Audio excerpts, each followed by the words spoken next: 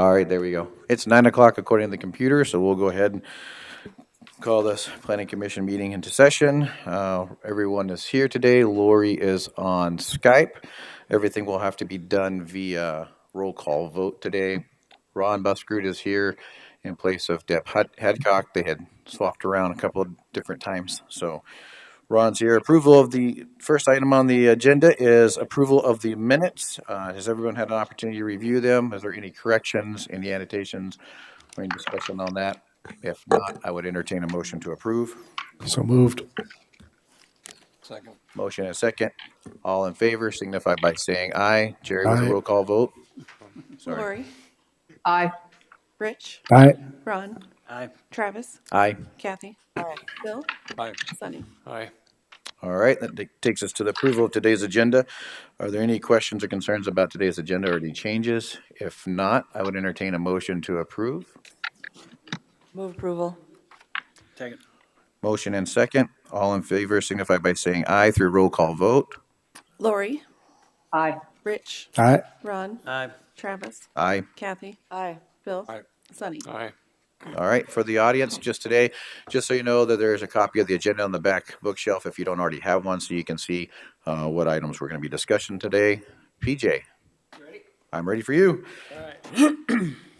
Can knock out a bunch of this meeting in 3 pages of consent items, so. Sounds good. All right, consent agenda. PJ Conover, Director, Planning Department. Consent agenda. The following items have been placed on the consent agenda for action to be taken on all items in accordance with staff's recommendations by a single vote. Any item may be removed from the consent agenda by any planning commissioner, staff member, or audience member for separate consideration. The finding of the planning commissions or recommendations to the Pennington County Board of Commissioners will take final action. Like I said, there's about 3.5 pages, so it's going to take a little while. Item 3, conditional use permit review 9107 for SD Annual Conference of United Methodists to review an organized group camp in a general agriculture district. Staff recommends approval of the extension of conditional use permit 9107 with 3 conditions. Item 4, conditional use permit review 9159 for Melissa Earnhardt to review a single-wide mobile home in a single-family residence in a suburban residential district. Staff recommends approval of the extension of conditional use permit 9159 with 5 conditions. Item 5, conditional use permit review 9242 for Sunnyside Mobile Home Court to review a mobile home park in a suburban residential district. Staff recommends to continue the review of conditional use permit 9242 to the June 25th, 2018 Planning Commission meeting. Item 6, conditional use permit review 1524 for Founding Fathers LLC, Don Perdue as the agent to review a bell tower sign to be 50 feet tall with the total height of the letters to be 35 feet tall in a highway service district. Staff recommends approval of the extension of conditional use permit 1524 with 5 conditions. Item 7, conditional use permit review 1702 for Western Construction to review a temporary portable asphalt batch plant and stockpile site and a subject property in a general agriculture district. Staff recommends to end conditional use permit 1702 with the applicant's concurrence. Item 8, conditional use permit review 1709 for Wesley and Carrie Mentley to review a vacation home rental on the subject property in a low-density residential district. Staff recommends approval of the extension of conditional use permit 1709 with 16 conditions.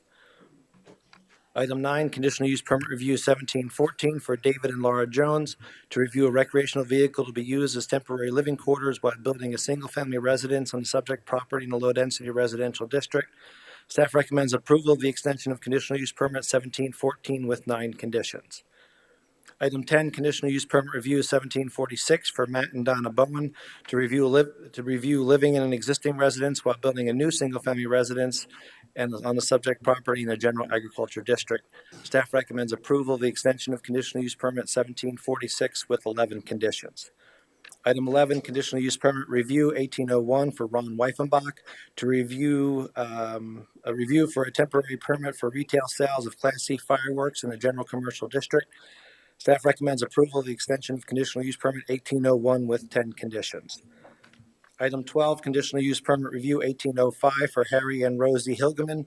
Brett Hilgeman is the agent to review a caretaker's residence in the subject property in a suburban residential district. Board recommended approval of the extension of conditional use permit 1805 with 12 conditions. Item 13, conditional use permit 1806 for Milbert and Leela Rohrbach to replace an existing single wide with a newer single wide mobile home, which would be number C, to allow for an existing single wide mobile home to remain as a storage space, which would be A, to allow for the existing double wide mobile home to remain as a rental unit on the subject property, which would be B, in a suburban residential district. Staff recommends approval of conditional use permit 1806 with 10 conditions. Item 14, construction permit 1804 for Stromer Properties LLC. Brooke Stromer is the agent to construct a parking area on the subject property. Staff recommends approval of construction permit 1804 with 7 conditions. Item 15, construction permit 1805 for Undercarriers Incorporated, UC Glamping Partners LLC. Jeremy Budge is the agent to gravel roadways, cart paths, and parking areas on the subject property. Staff recommends approval of the construction permit 1805 with 8 conditions. Number 16, minor plat 1811, Douglas Norberg, Buckhorn Surveying as the agent to reconfigure lot lines to create Tract 1 and Tract 2 of Songquist Subdivision. Staff recommends approval of minor plat 1811 with 10 conditions. Are there any items that staff would like to pull? No, sir. Any items that membership would like to pull off the consent agenda? But I have one question. Okay, go ahead. I'd like to ask one question on item 4. It seems to me that there's something wrong with this line continued from May 9, 2018 Planning Commission. We didn't have a meeting on May 9. Let me take a look here. Hold on. Was it? That's It says it's a typo. Oh, okay. That's why. Okay, do we need to pull that to correct it, or? I would, just for correction, sure. Okay, so we'll go ahead and pull item number 4 Give the date, for Jerry. correction. Yeah, let me look here real quick. Any members of the audience like to pull any of those consent items so that they're not voted on in one fell swoop? Come on up, ma'am. 24 and 25? Come on up and say your name, please. They're not on consent, ma'am. Those, I don't know. Oh, They're not consent items. That's not on consent? No, ma'am. Okay. Those will be discussed separately. Okay. Yep. all right. Any other audience members like to pull any of those items from the consent calendar that were just read for one vote?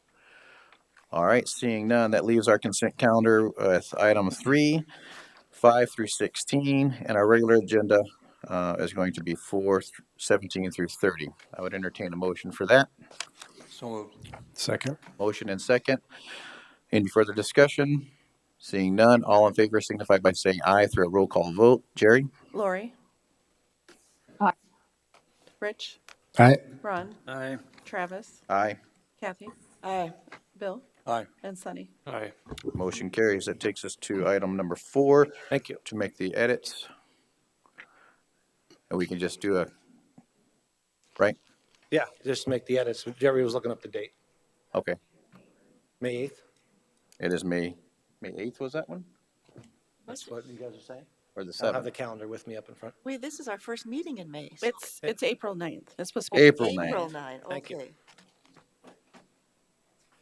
So we changed it, corrected it, and I'd entertain a motion to approve the extension of that CUP 9159 with 5 conditions with that change. Move approval. Second. Motion second. Any further discussion? Seeing none, all in favor signify by saying aye via roll call vote. Lori? Aye. Rich? Aye. Ron? Aye. Travis? Aye. Kathy? Aye. Bill? Aye. Sunny? Aye. All right, item 17. Thank you. Thank you.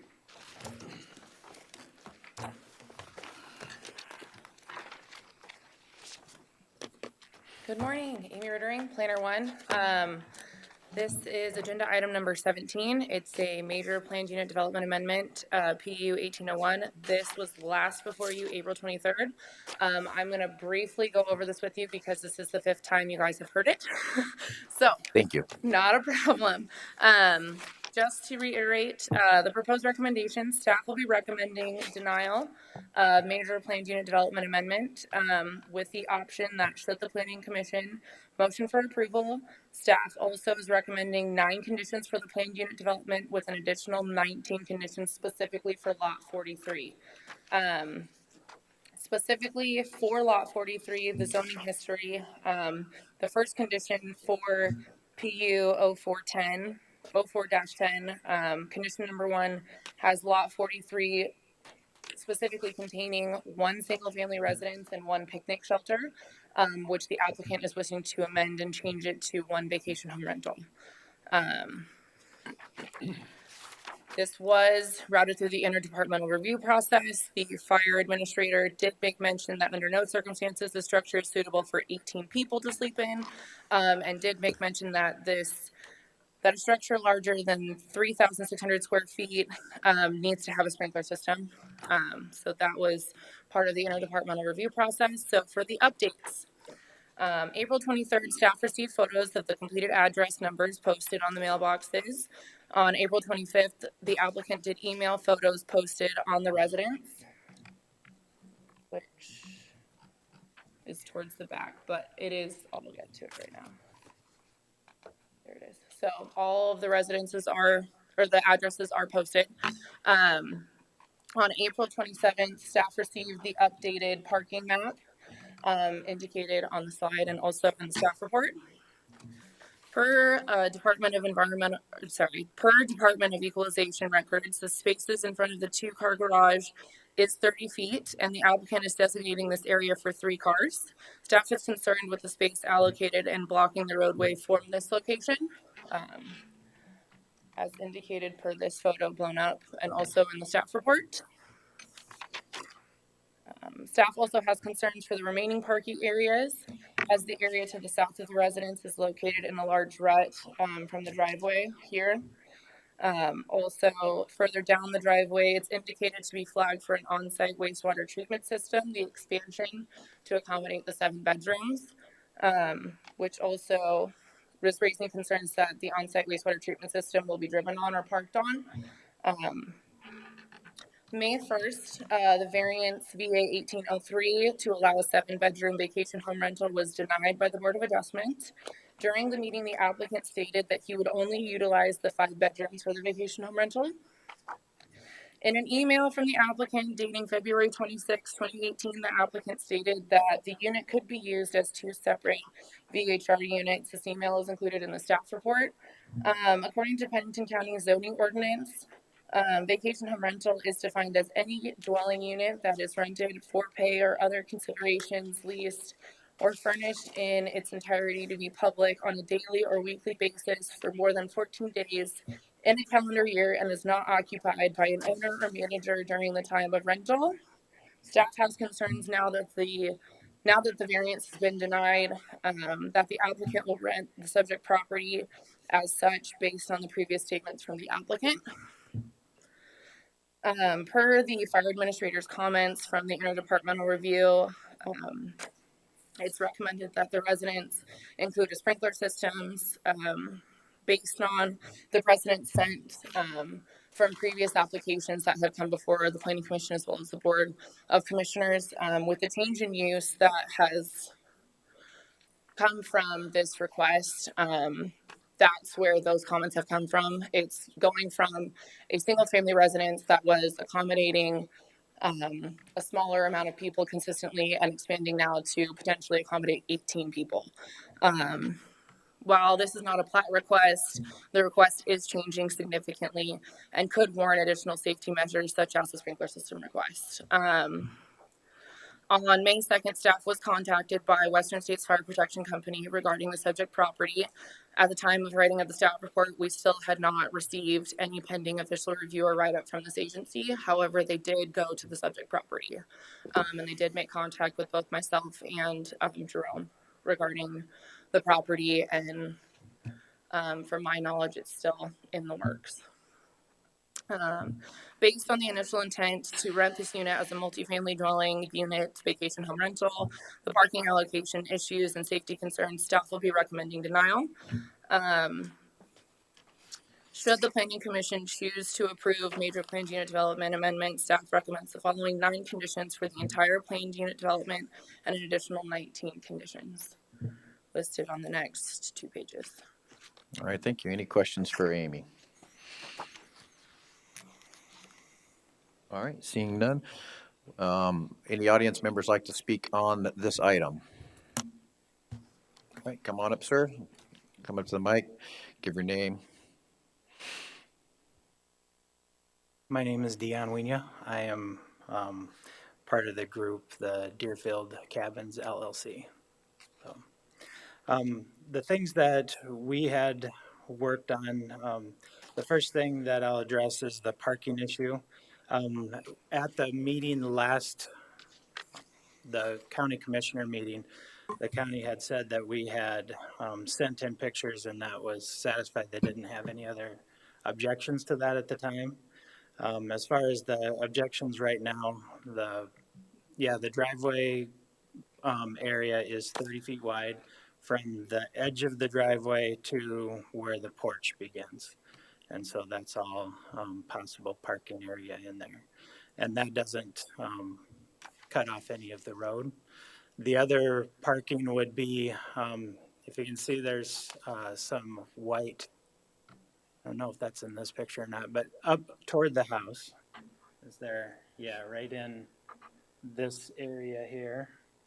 Is there a little cursor thing? Yeah, so. Here we go. Yeah. Okay, so right in here would be the parking, the extra two. The flags that I mentioned, there's some red flags that go across here to this pole. Those are electrical lines.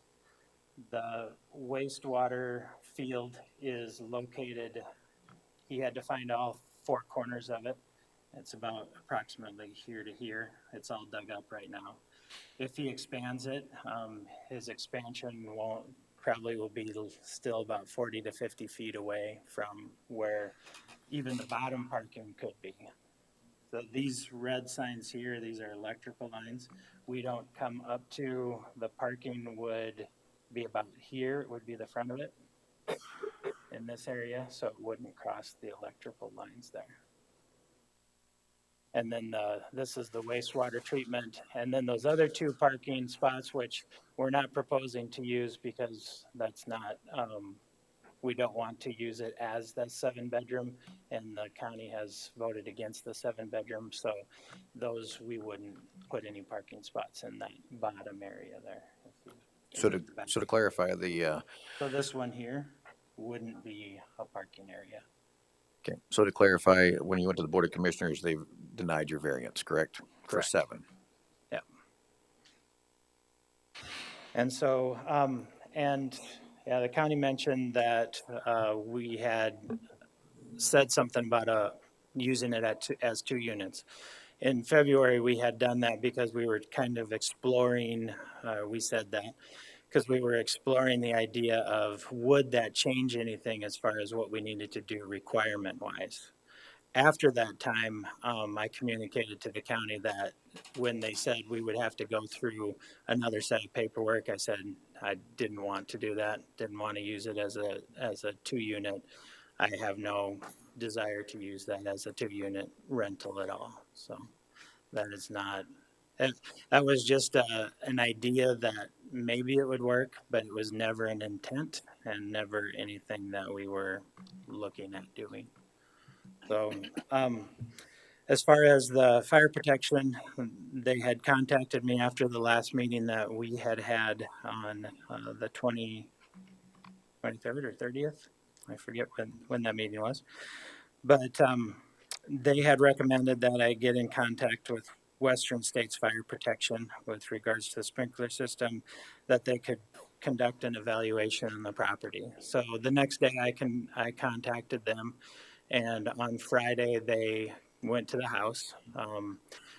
David Knox, one of the people there, contacted me when he was at the house, and he was asking me some questions about the use and things like that. And he said on the phone, I can't figure out why they want you to sprinkle this place. And then, so they contacted the county talked to them, and then I had talked to him after that again, and they said, yeah, the county said there was a precedent, but the only precedents I know of are precedents that have to do with grants that were obtained to secure the property.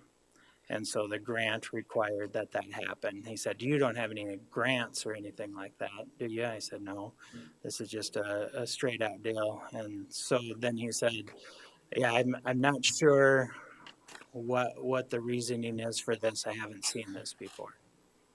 And so, and we did talk about the 3,600 square feet and all that. He looked at the layout. I had asked the county if they had any other code or anything. They said they would give me that code, but I have not received that to this point. And also I had asked to see if there was a precedent and what that precedent was, and I haven't seen that either. So those are my questions. Any questions for, I didn't catch your name when you came up here. What was your name? Dionne. Dionne. It's a little different. And I was like, wait a minute, I didn't catch him. Any questions for Dionne? Mr. Chair. Yes, go ahead, Rich. So regarding the parking that will be the diagonal parking adjacent to the house, Yes. that'll be gravelled?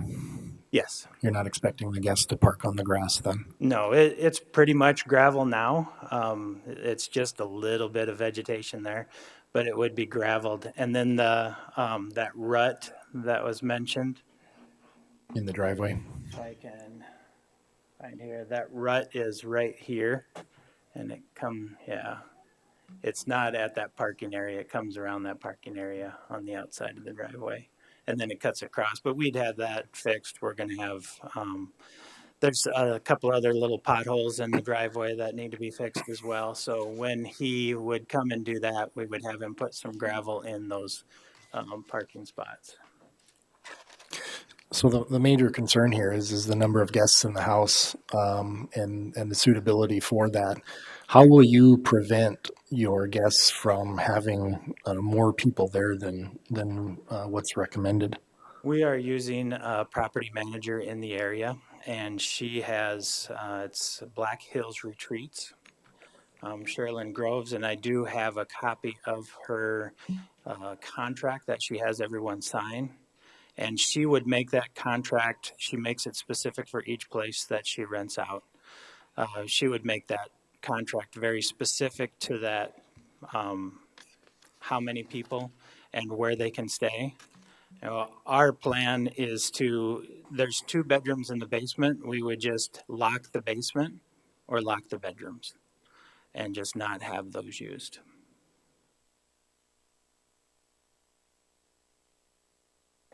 Any further questions? I think we've seen that done before in another one that came before us. There was an extra room and we had required it to be closed off or turned into a game room, I remember, for that particular one. I'll defer here in case anybody else has got some additional questions. Hey, Mr. Chair. Yes, so go ahead, Yeah, Sonny. I wondered if you had got any estimates for what it would cost to put in a sprinkler system. I haven't seen that report from the Western States Fire Protection yet to this point, so I have not received it. I don't know what that would cost, so. Did you, tacking on that same question, I remember last time I asked the question, do we even know if the water pressure is even capable up in that area? Are you on a well? There's a well, and we don't know the answer to that because we haven't seen a report from the fire protection company. Right, but, okay, fair enough. Any other questions? Because I assume they would be the ones to say whether or not there's enough water pressure for it. Who said it about the one in Box Elder? Do you know, Amy? So that was also my staff report. They did not have enough water pressure. They only had, that one was different because they're on the water moratorium with 2-inch lines. And the wells only get 3 gallons per minute. That fire suppression system for that single wide was going to cost $5,400 roughly, I believe, but they did not have adequate water supply. They didn't have adequate. They did not. Here, Off the top of my head, I do not know his water supply situation, what that gallon per minute rate is, but you do need 30 gallons per minute or something along those lines. something along those lines. Yeah.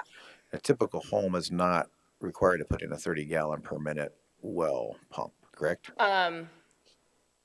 There are certain subdivisions in the county, for example, Sunset Ranch, which has come before you recently, that with the new platting, they did have to put in a fire suppression system. Right. With those new lots. Harney Mountain Wilderness Estates, also, there are lots that have some fire suppression systems in them. Those 2 off the top of my head, they do have them in there. But that was all new construction, correct? Those were the platting requirements, correct? Okay. With the new changes, that was what, as there were greater occupancies coming in and the concerns for the fire trucks, that was how quickly can we get out there? That was the comments that were made. Okay. Any questions for Amy?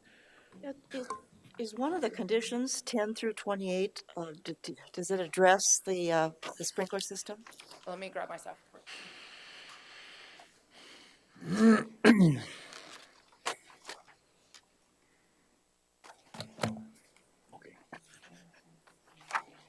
yes, listen.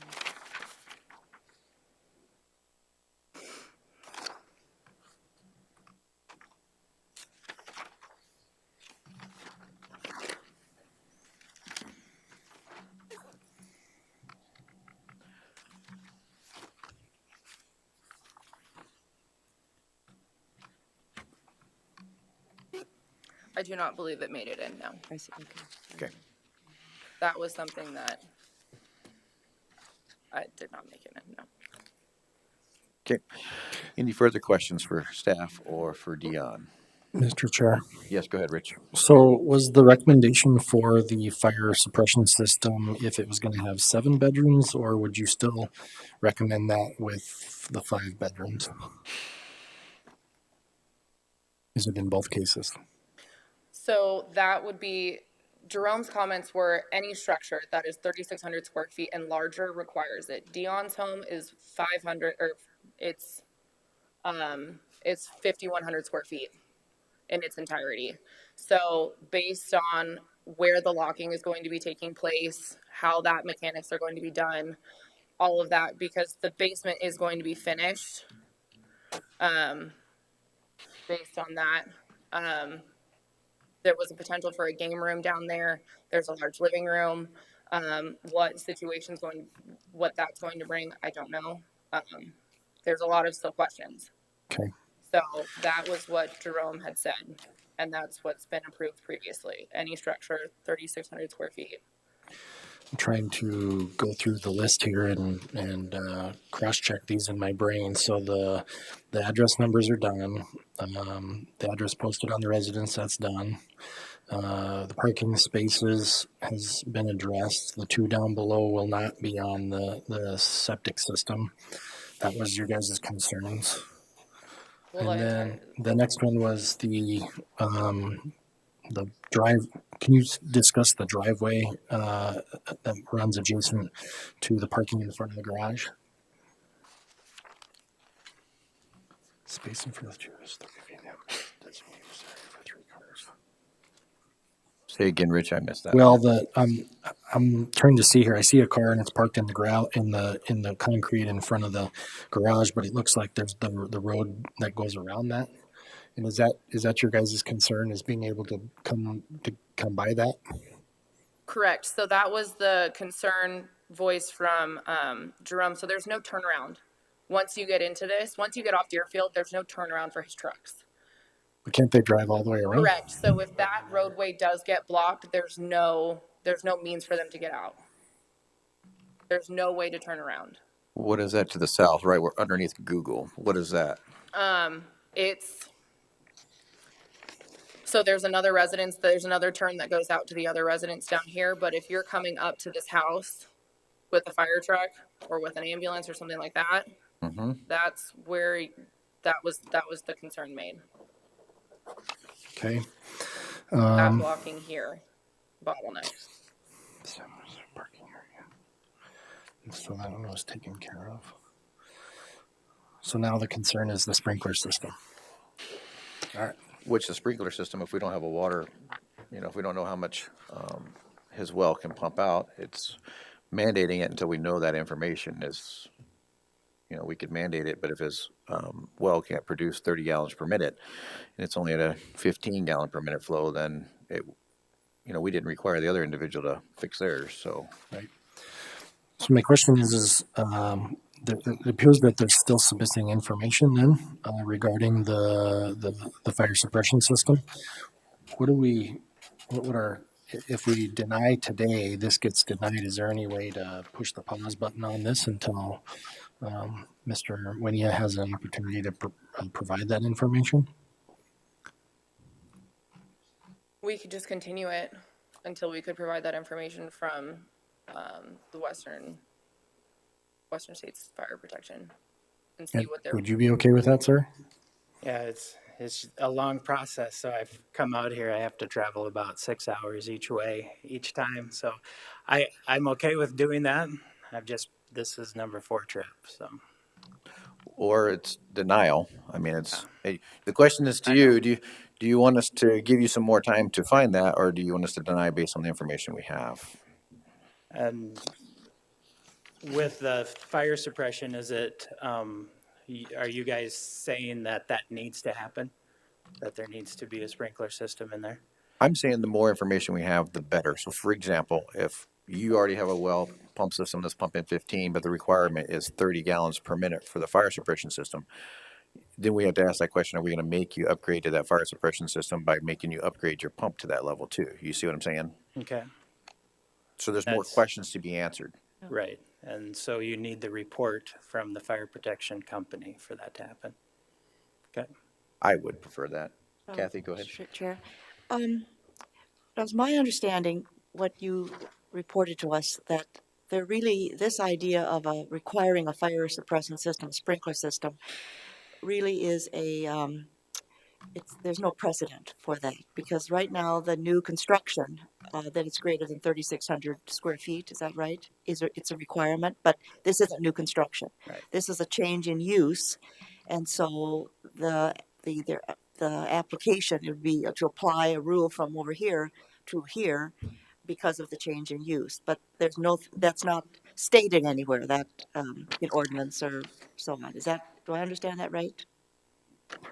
So it's a significant change in use. It's the 7 bedrooms, being that we are blocking off 2, or the Right. bottom unit. It's that it is the planned unit development that we are going off of these other trails. It's not, the typical 20-foot gravel wide roads, Right. all of that.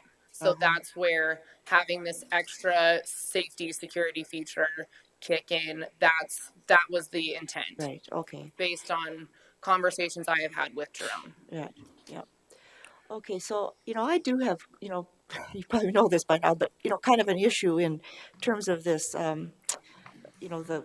The requirement creep, because it's hard for people that are in the business world and trying to make these things work. And so I do have some sympathy for this, the idea that it doesn't really say it anywhere that these kind of situations would require a sprinkler system, but, nonetheless, that there's that interpretation, and that's where it comes down to. And so it's,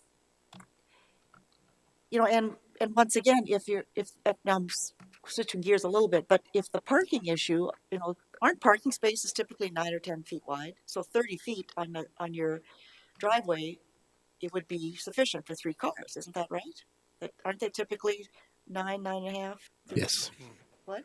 Yes. 9 by 18. Yeah. So, I mean, if that curve is a problem, when you bring your guy out to do the gravel and so on, I mean, you could just widen that curve just a little bit on the outside, couldn't you? Yeah, that's just flat area there. Right. So there's other ways around the concern, and valid concern, of course, with fire trucks and so on. Certainly valid concern, but it seems to me there's some other fixes to that would cost a whole lot less than a sprinkler system. And I can bet money your well doesn't support this sprinkler system. I live on the east side of Hill City, but we're lucky if we get 2 gallons a minute out of our well. So I mean, I can just.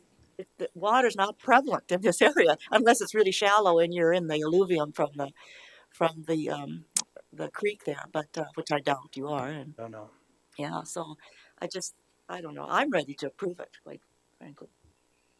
I'm kind of there with you, Kathy. And just so for the numbers here, just so you know, if you closed off your basement, you may have already figured this out. That would bring you down from 5,100 square feet to 3,864. So you're still over that threshold. But Does that include garages and stuff too? all I'm going off is based on the 28 by 44 measurement of your basement that I see here.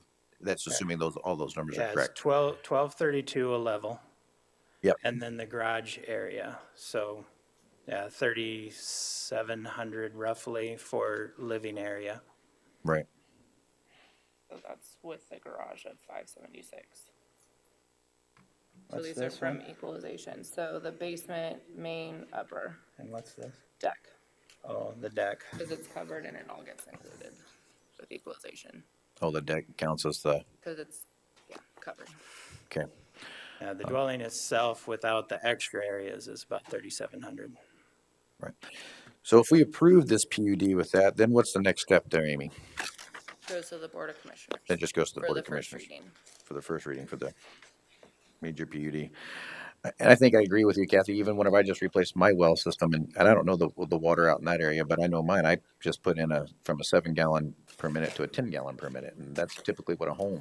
Right, but out in the Black Hills, it's not, by putting in a better pump won't fix the problem. It's just the recharge from those tight rocks into the well bore, and you're just limited by, how much water is available to recharge. And so it's not out there, it can't be fixed by just trading out for a bigger pump, so.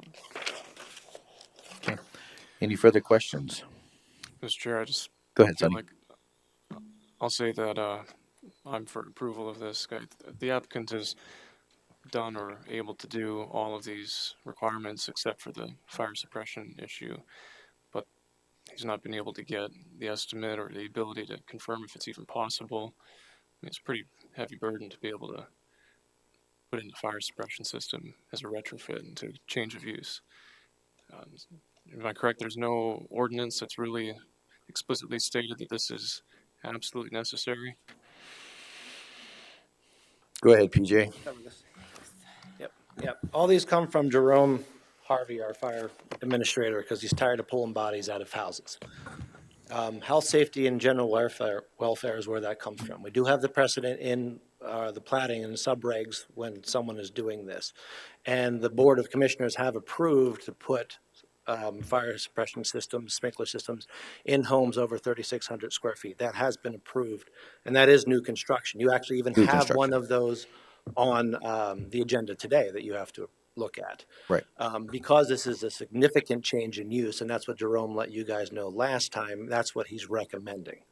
And remember, the mobile home that you keep bringing up from New Underwood, you're apples and oranges. That's a single-family residence by one person who lives in there. This is a vacation home with multiple people coming and going throughout the year who don't know the area, don't know the building.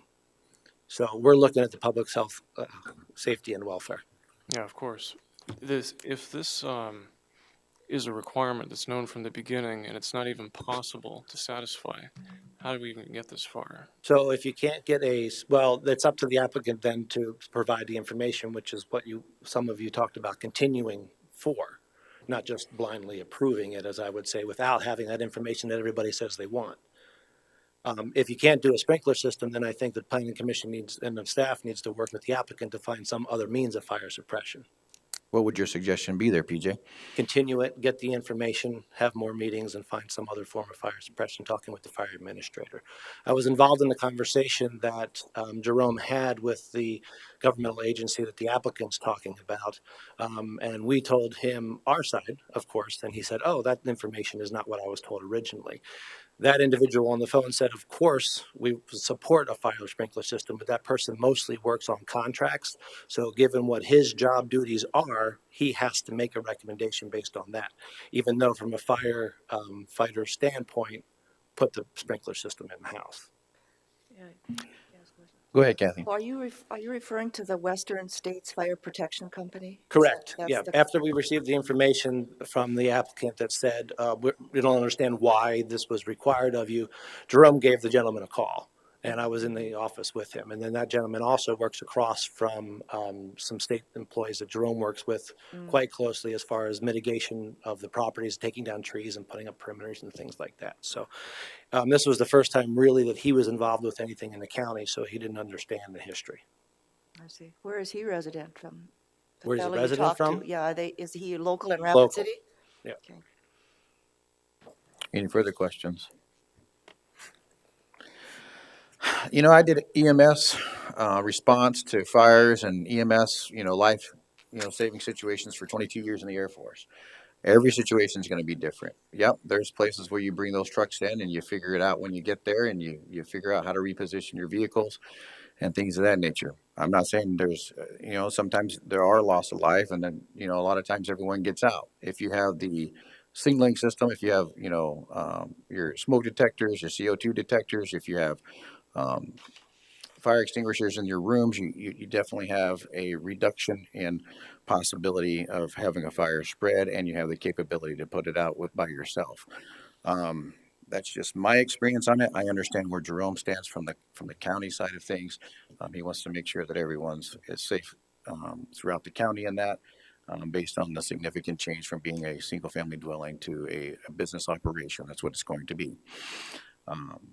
But I do see there's other ways other than putting a fire suppression system in there. That's why I've asked those questions, because I'm somewhat familiar with them. Not an expert, but I'm somewhat familiar with them.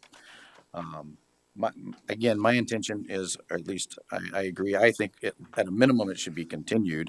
I'm not opposed to approving it as well, but I would like just more information for that fire suppression system, because if there's more information out there, then I would like to know it before I 100% approve it. Any further questions? Yeah, Mr. Chair. Go I ahead, was Sonny. wondering if it was approved and then it's going to go on to the Board of Commissioners, would that be enough time to get that information so that the Board of Commissioners can maybe have those answers? Does anybody have any idea how long it takes to get that information? Maybe, but if they did, we might be able to weed out some more stuff. If we get all that information, we might decide to deny it, and then it doesn't go to them because we saw that, this, that, or the other. I don't know. I mean, not having all the information, I don't know if we can make a solid recommendation to the Board of Commissioners. You know what I mean? Okay. That's just my opinion. I don't. What part of the information would be helpful to you? What more information? Well, I would say the report from the the company that you're talking about, the Western States Fire Protection Company. Did you say you're going to get a report from them, and knowing what your well can support out there? I mean, those are two big ones. Yeah. And my assumption would be the well probably wouldn't. So. Right. I agree. I'm pretty sure it would. Your well's not going to be set up to handle that flow. So, regardless of what it is. Right. So, any further questions?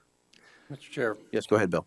if we were to go ahead and approve this with the requirement for a sprinkler system, and then he went to the county commission, that could give them an opportunity to waive that requirement, Could. and would give him the opportunity to provide the information between now and then to argue one way or the other. Could. Would eliminate his requirement for multiple trips to. Go ahead, PG. That would also help move it along and put it at the board level. Right. It wouldn't come back to the planning commission unless the board referred it back. It would at least save you one trip. Yes. Okay. I'll make that motion. You're going to make the motion to approve PU 18 so we got to add that one in there, that recommendation, right? For condition. Yes. Do we run right that as our 29, or do you have a preferred number there, Jerry?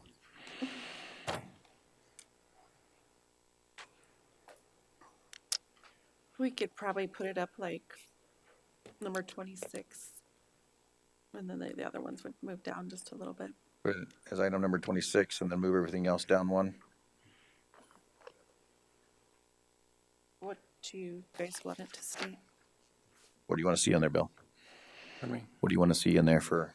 Just the installation of a fire suppression system as required as recommended by the county planning office. I was saying you might, if you look at, and we're not there yet, but item 24, condition 1, that might give you some verbiage that you can wordsmith. That's, again, that's later in the meeting, and that's for building permits and planning process, but you might be able to take a chunk of that and might be able to get what you want out of it. In 24? Item 24, page 11, condition number 1.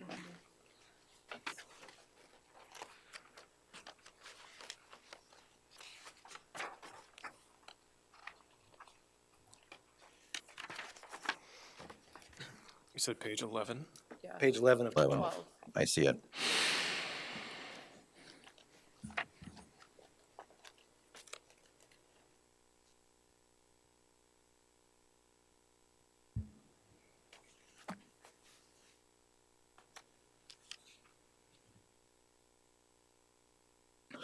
Would it be better to adjust the wording in that to that prior to operation? Since he doesn't need a building permit, correct? Prior to operation for any, operation, um, a residential sprinkler. So basically, prior to operation, a residential sprinkler system design and fire mitigation plan shall be submitted for review approval by the planning director and the county fire administration or jurisdictional entity. The system may need approval after installation by a qualified professional. Mr. Chairman, I'd like Go to ahead, Kathy. suggest, and working off of this number 1 on item 24, I'd like to suggest that the requirement for a residential sprinkler system be struck, because, I mean, it's to me very unlikely that that's going to happen out there. And so essentially, we're denying it by requiring it. And so I do agree that working with the various parties and coming up with a fire mitigation plan is probably wise. And it could be a number of things, but around, assuming that the sprinkler system isn't feasible, it could be a number of things that would help with fire mitigation. But to me, if we're requiring a residential sprinkler system, we're denying your application. That's what I was thinking is scratching the sprinkler portion of that. Okay. Fire suppression system. So fire suppression, fire mitigation. Right. Okay. So prior to operation, the fire mitigation plan shall be submitted for review and approval by the planning director and county fire administration or jurisdictional entity. The system may need approval after installation by qualified professional. Is that kind of what you're thinking, Bill? That wording. Did you get that, Jerry? Yeah, so that prior to operation, and you don't want the words a fire suppression system and fire mitigation plan? You just want to start it with that prior to operation, a fire mitigation plan? That's correct. Okay. That's kind of what you were talking about, Kathy? Mr. Chairman? Yes.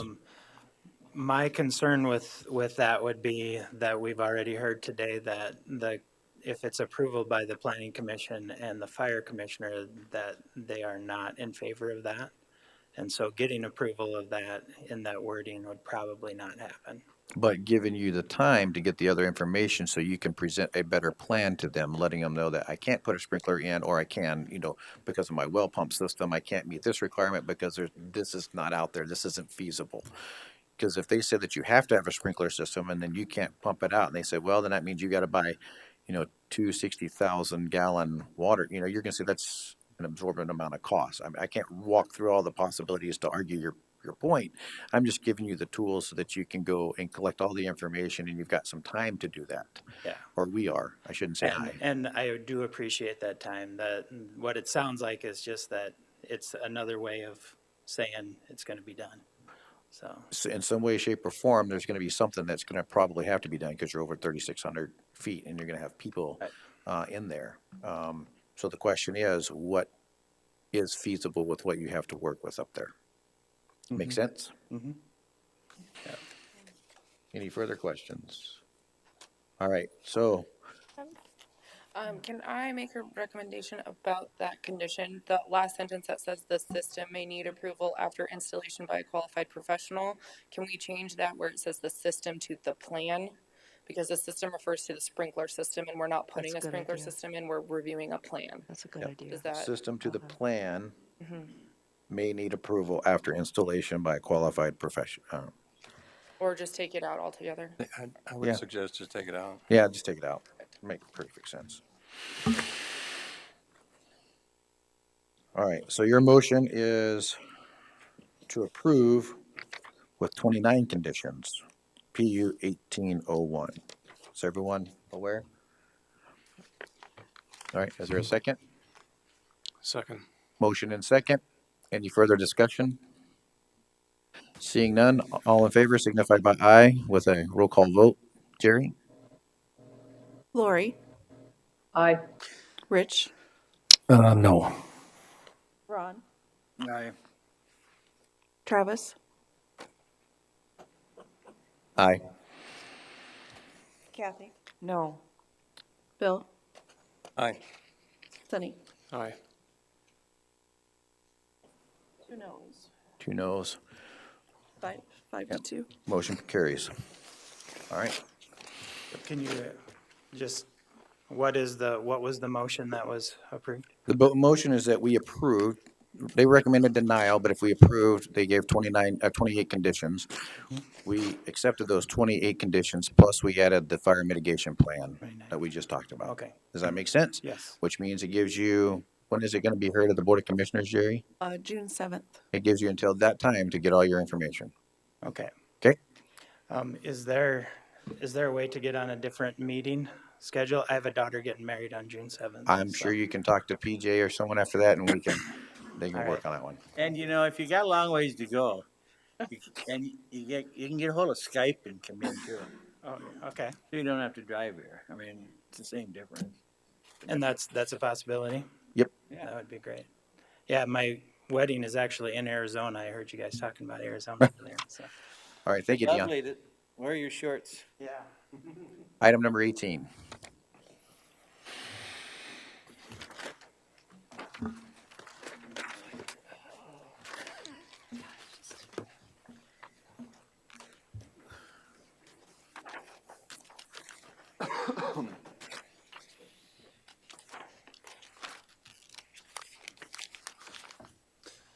Item number 18 is minor plat 1810 and subdivision regulations variance 1803. Subject property are 3 lots being combined into one at the end of Custer Trails Road. Was routed through interdepartmental review. No major problems with the minor plat. A few comments as noted regarding certificates. Comments regarding the subdivision variance request. Concerns were raised earlier in this review process by County Fire Administrator and County Highway Departments about potential space for an access or turnaround point here. The applicants are requesting to waive the construction of a turnaround as stated in the subdivision regulations. They still do intend to create some sort of T-turnaround in the driveway as stated on their application, but are requesting to exclude that from the plat. Any questions for staff? Yeah, I would like to ask. Go ahead, Kathy. You know, I didn't understand regarding the turnaround. I wasn't understanding where the turnaround is that you'd like to see versus where they want to build, have agreed to build one. Last time I spoke with the applicant and the surveyor, it was their intent to create some sort of T-turnaround. As this is the vacated portion of the roadway and this is the remaining roadway which would provide access to their property. So by creating a T basically into their driveway somewhere, wherever it's going to be around this area, as they intend to build in the north section of the lot here. So okay, that's there, but where would you like to have one? Anywhere along here, along the access that abuts their property would be suitable as long as they can find space given the terrain. I know it's a very narrow roadway and kind of a hilly neighborhood, so anywhere that they could find room for a turnaround would be beneficial. Question. Go ahead, Bill. From what I understand, we're taking 3 lots and making 1 out of it. That's correct. And so now we want to require the individual to put a turnaround in the middle of his driveway someplace. I'm trying to figure out the rationale for that at all. If have a piece of property out in the middle of nowhere and I have a driveway into it, now I got to put a turnaround in the middle of it, halfway up there or in front of my house or something? It doesn't make sense to me. The concern was raised by the County Fire Administrator and Highway Yeah, but Department. if you have a fire at my house, you're going to come to my house. You're not going to turn around out in the pasture someplace to get there. I mean, technically, any lot on this road can be accessed straight on, but given that it's only a 16-foot private roadway, not everyone would necessarily have the space in their driveway to allow one of those vehicles to turn around. So, I mean, all of these lots would technically be accessible, but I think it's a matter of Yeah, just trying to figure out. He would be better off not to combine these lots and just build his house, right? Yeah. I don't know the answer to that one, but the thing with the turnarounds is so that the emergency vehicles don't have to back up the entire length that they drive in and waste time. That's, you just put in a turnaround, it's there, and then if you have multiple vehicles. If he puts it right in front of his garage, he's got to turn around then. If it's big enough. We've actually done that with a caretaker's residence recently at the board level, and then came back down, was on consent today for Hilgeman. We required 2 turnarounds at their driveway, at their garage, because there was the residents and the caretaker's residence both had to have the turnarounds big enough that met our subregs. Yep. Go ahead, Kathy. So what's wrong with what they're proposing? What's the limitations, or what do you see? Why isn't what they're proposing sufficient? If they're still, if they still do create some sort of turnaround that meets the, either the subregs or the fire administrator's minimum size requirements, that would be acceptable. I'd be much more content, or if it was actually shown what the dimensions are going to be to ensure that it will meet that. Because I stated, as you can see on their application, they stated that they still were interested in building some sort of turnaround, but we would just like it to be up to the proper size to accommodate an emergency vehicle. So you'd like to see it on the plat? Is that what you're saying? Or is it you just want, some sort of a written description of what they're going to build or would like to build? Yeah, and that would, since they're going through this platting process, ideally it could be put on the plat and be preserved that way as a turnaround for no matter whoever the property owner is in the future, rather than just a site plan that's drawn in for a driveway, which could get altered in the future. Any further questions? Frank, did I cut you off? You kind of paused for a minute, so then I thought, well, wait a Oh, minute. no, Did I was about to read the recommendation because since there's 2 items on this, or 2 requests on this item, so the recommendation is to deny the subdivision regulation variance request and recommend approval of the minor plat. And there are 11 conditions included with the plat. So recommend denial of the subregulation variance, 1803, and then approval of the minor plat. Okay. Are there any questions? Just so I can, I guess, get up to speed. So at some point, this subdivision was subdivided in the past. The subdivision regulations requiring the turnarounds at a certain distance, 500, or at the end of the road, were not in place at that time. So a turnaround was not done, where if it was to be redone today, that turnaround would then be required. Am I correct? Yeah, as this is the very end of this neighborhood, so the road that they're on, Custer Trails Road, technically provides access to about a dozen lots with 8 homes already built on there. So now that we're developing and consolidating at the end of this road. And so now that he wants to combine these lots, he's basically at the end of the road. Correct. So to say. Mm-hmm. And the concern is the access in and being able to turn around and get back out with the emergency vehicles. And so the landowner has said that they don't want it on the plat, but they will construct it on the property. Is that correct? As they wrote on their variance application, the variance requested is to not construct a turnaround due to size limitations on lot and private roadway. Will construct a turnaround at the end of the driveway, parentheses, vacated private roadway. So based on that information which they provide on there, they do intend to provide a turnaround of some sort. It would just be more beneficial for us to actually see the size of it and see that it would be dedicated on the plat. Any further, Rich? No. Okay. Go ahead. Oh, is the applicant here? No, do not believe they are. The applicant or surveyor is here today. No applicant or surveyor. Mr. Chair. Go ahead, Sonny. Did he explain in any more specifics of why they don't want to put this in the middle of the driveway? Is it like a terrain issue or just? I don't know specifically the terrain and siting of exactly on their lot. Last time I spoke to the applicant and surveyor directly in person. When I gave them the application to fill out, they, just in case if they wanted to apply for that variance, at that time they said they're still interested in constructing one, which is they've noted, but I don't know exactly where they would intend to site another turnaround, whether it be closer to the garage or at the end of the driveway. Wait, sorry, I must have missed something because on the variance application, at the end of the driveway. Yes, excuse me. Yeah, they did write that they will construct a turnaround at the end of the driveway, so they do intend to still put it somewhere at the end of the driveway. And to put at least that one there. Yeah. But perhaps if it was needed to be somewhere else, maybe it's not possible in some ways. I'm just wondering if there's any reason explained as to why they would be objecting to putting that one halfway along the driveway. Yeah, I would understand your question. If there was limited, space at the actual end of the driveway there, I would understand the request to waive it.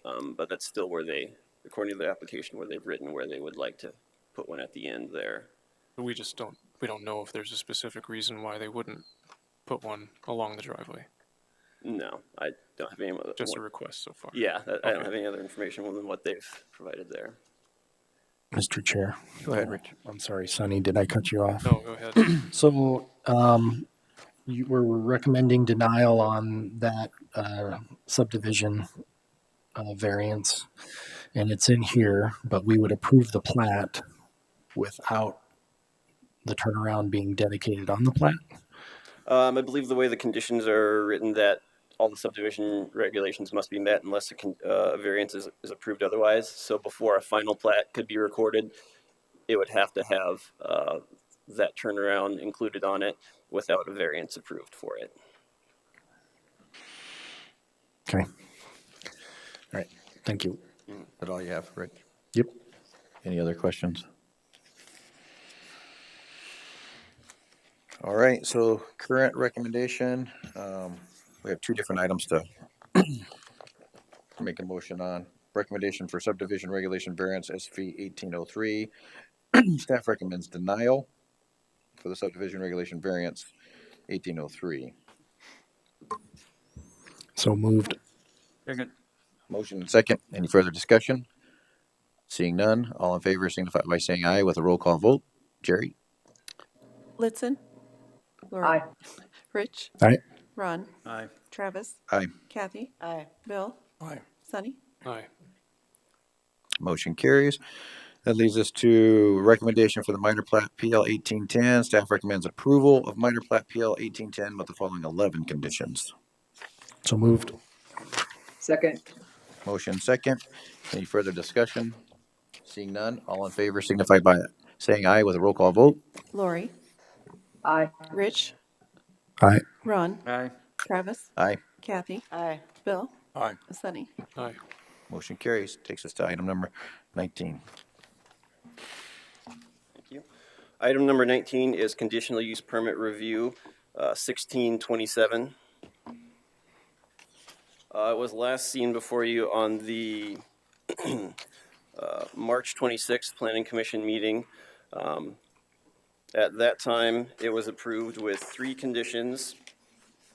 That the review and continuation fees be paid, that the local contact information be provided for an updated local contact, and that the final condition that the conditional use permit automatically end if that information was not provided and met and conditions met prior to the meeting today, May 14th. Just this morning, we have received word from the landowners that they have contacted and hired a separate property management company other than the previous agent, Colin Goodwin and Vaco.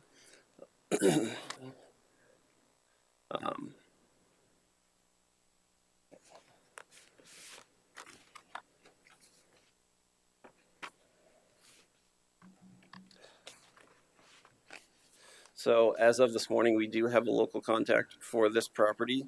Given the conditions that were approved for this conditional use permit last time, which included notices being sent prior to this meeting. The conditions are technically not met, which, and as they were approved, means that the conditional use permit should end. So staff has no current recommendation on this other than the conditions that were approved at the March 26th meeting. Mr. Chair, Yes, go ahead, Lori. can you tell us the name of the new management company? It is Black Hills Retreats. And Black Hills Retreats has several other properties in the area. Yes, I believe so. Do they? Can you tell me the name of their local contact? Sherilyn Groves is the one who will be local contact for this property. And is she a local contact for other properties too? Yes, she is the local contact for several other properties. Okay, thank you. Cassie Bolstead, Assistant Planning Director. She's actually the local contact for the Diane Wynia one that we just heard off of Deerfield. She's that local contact as well. Okay, thank you. Any other questions for staff? Mr. Chair. Yes, go ahead, Rick. Lori, did you get this email from Cassie regarding item 19 from Sherilyn Groves?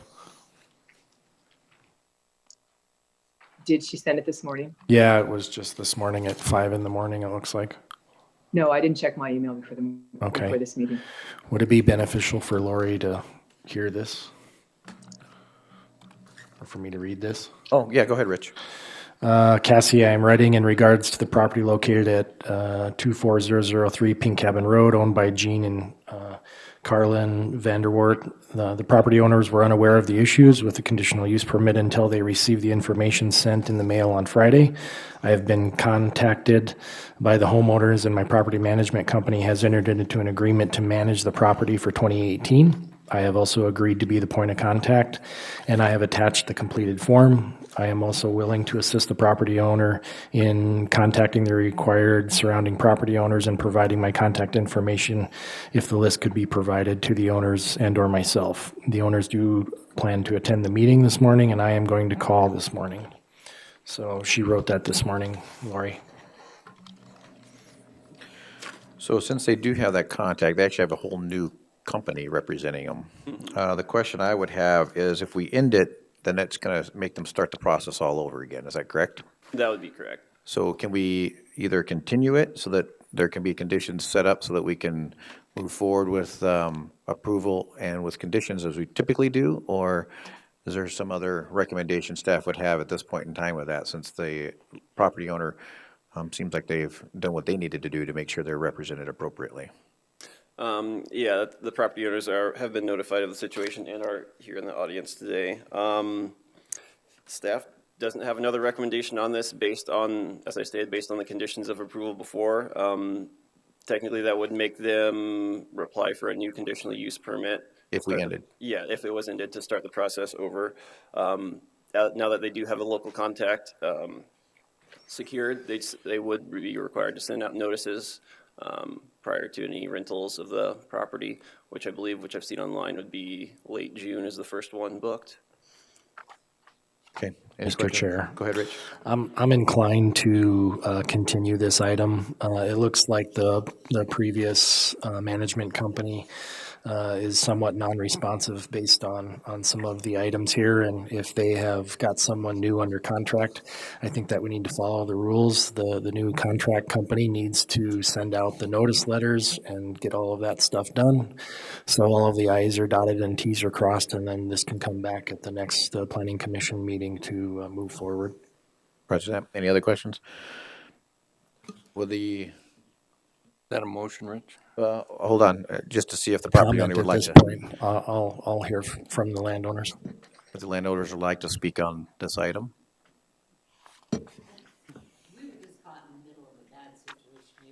If you would like to come up here and state your name and. Carlene and Jean Vanderwert, and we were just caught in a bad situation, late notice, and we just want to make it right. Okay. So continuing it to give you the opportunity to do everything you need to would be the most, I agree. I think you were caught in the middle of something, and I think you can see that we're kind of in agreement that we should continue it, not end it, so that you don't have to go through the start process over. That'd be great, because for 3 years, we've done everything you've asked us to do. We just got caught in Okay. a bad situation. Any further questions? Thank you, ma'am. All right, so we're all, or at least a few of us, agree that we should probably continue this until the next meeting. Is there a motion of such? I'll make that motion to continue item 19 to the It's May 29th. May 29th Planning Commission meeting to allow the applicant and their agent to correct the necessary paperwork and notify the adjacent landowners appropriately. Second. Motion is second. Any further discussion? Seeing none, all in favor signify by saying aye via roll call vote. Jerry? Lori, Aye. Rich, All right, Ron, Travis. Aye. Kathy, Aye. Bill, Aye. Sunny. Aye. Motion carries. That takes us to item number 20. Cassie Bolstead, Assistant Planning Director. Item 20 is conditional use permit review 1710. This is a review of a vacation home rental. Items 20 and 21 are pretty similar to this one that we just did with Frank. These were also formerly VACO vacation rentals. So this one, the applicants are Maurice and Sonia Crowley, formerly managed by VACO. The Crowleys actually came in last week on the 8th of May and actually have designated themselves as local contacts for this vacation home rental. They did state that they stay a few doors down from the vacation home rental when it's rented, because this is actually their primary residence. So I did confirm with them that they do still meet that local contact requirement even when they're not, even when their home is rented. So it appears that they do. They did send out the mailing notices to all the property owners within 500 feet. So staff is recommending approval of the extension of conditional use permit 1710 with 14 conditions. Any questions for staff? Seeing none. Mr. Chair? Yes, go ahead, Lori. Yeah, I just wanted to confirm that this was, there's been no complaints about this particular vacation home rental, correct? No. I thought I read that in the report. Okay, thank you. All right. Is there any members of the audience that would like to speak on this item? All right, seeing none, current recommendation is approval, extension of conditional use CU 1710 with the following 14 conditions. I move approval. I'll move for, go ahead. Lori moves for approval. Second. Kathy seconds. Any further discussion? Seeing none, all in favor signify by saying aye through a roll call vote. Lori, Aye. Rich, all right, Ron, No. Travis, Aye. Kathy, Aye. Bill, Aye. Sunny. Aye. Motion carries. That takes us to item number 21. Item 21 is also a conditional use permit review. This one's 1711. This is for a vacation home rental off of Highway 40 in Keystone. The applicants are Jerry and Michelle Milnar, again, formerly managed by VACO. As of the 8th, Mr. Milnar has designated himself as a local contact. Mr. Milnar stated that he stays with relatives in this area when his house is rented. He also has sent the required mailings to all the property owners within 500 feet, and staff has not received any complaints about this vacation home rental either. So staff is recommending approval of the extension of conditional use permit 1711 with 14 conditions. Any questions for staff? Very similar situation, no complaints. Any members of the audience like to speak on this item? Seeing none,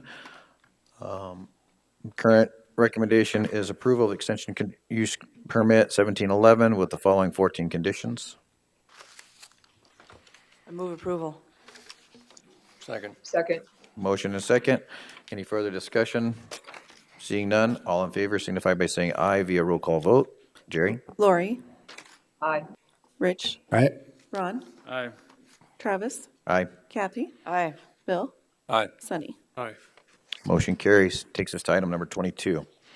Item 22 is a layout plat request. This is PL 1808. This is a request to create tracks 1 and track 2 of Hermosa Load MS 1111 and lots 1 and 2 of Glendale number 3 Load MS 1111.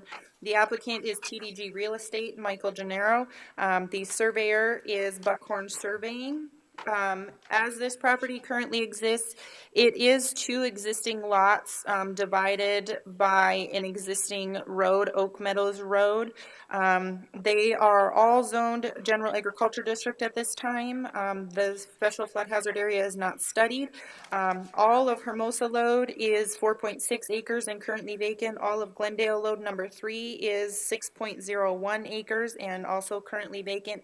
What they're proposing to do basically, sorry, this is kind of sideways, is to divide this into 4 lots using the already existing roadway. So they are wanting to do tract 1 of Hermosa Load and tract 2 of Hermosa Load. Tract 1 would be 1.95 acres. Tract 2 would be 1.84 acres. And then they're wanting to do lot 1 and lot 2 of Glendale number 3 Load. Lot 1 would be 2.13 acres. Lot 2 would be 3.28 acres.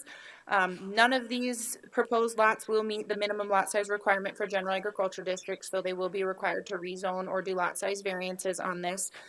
This was routed through the interdepartmental review process. There was a couple of items that came up that are included as conditions of approval.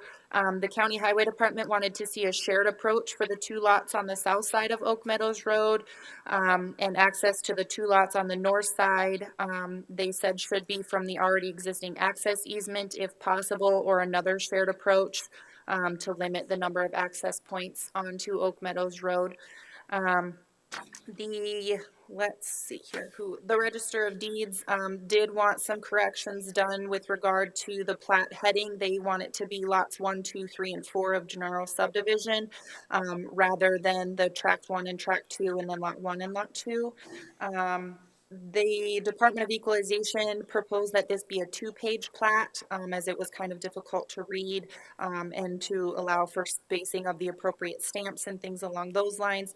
They also wanted it noted whether the 30-foot access easement that you can see right here, this is the 30-foot access easement. They wanted it noted on the plat whether that's already existing or whether that's being created by this plat. The Forest Service also did make mention of something. They said that general subdivision plat for lot 2 of Glendale number 3 Load completed by Buckhorn Surveying appears that the access point or a portion of the access road may be located on National Forest System lands. And that no special use authorization has been authorized or will be authorized from the U.S. Forest Service for the portion of the road to lot 2. Basically what they're referring to is this little section right here. As you can see right there, it looks like it crosses into Forest Service property. So that is a condition of approval as well, that they need to verify where that's at and work with the Forest Service to get that figured out prior to moving on with the platting process. So the applicant does want to subdivide these properties in order to honestly probably make better sense. There are a few things that need to be corrected on the plat, a few minor spelling corrections. The plat indicates that there is a 20-foot wide utility easement shall exist on all subdivision lot lines not adjacent to public right-of-ways or unplatted land. Subdivision regulations state that there has to be an 8-foot wide utility and minor drainage easement on the interior side of all lot lines. So there are some subdivision regulations that they may potentially need to look at doing with the minor plat, but for the purposes of a layout plat, staff does not find any significant issues with the applicant's request, as a layout plat is an informal preliminary review of the proposed subdivision for general scope and conditions.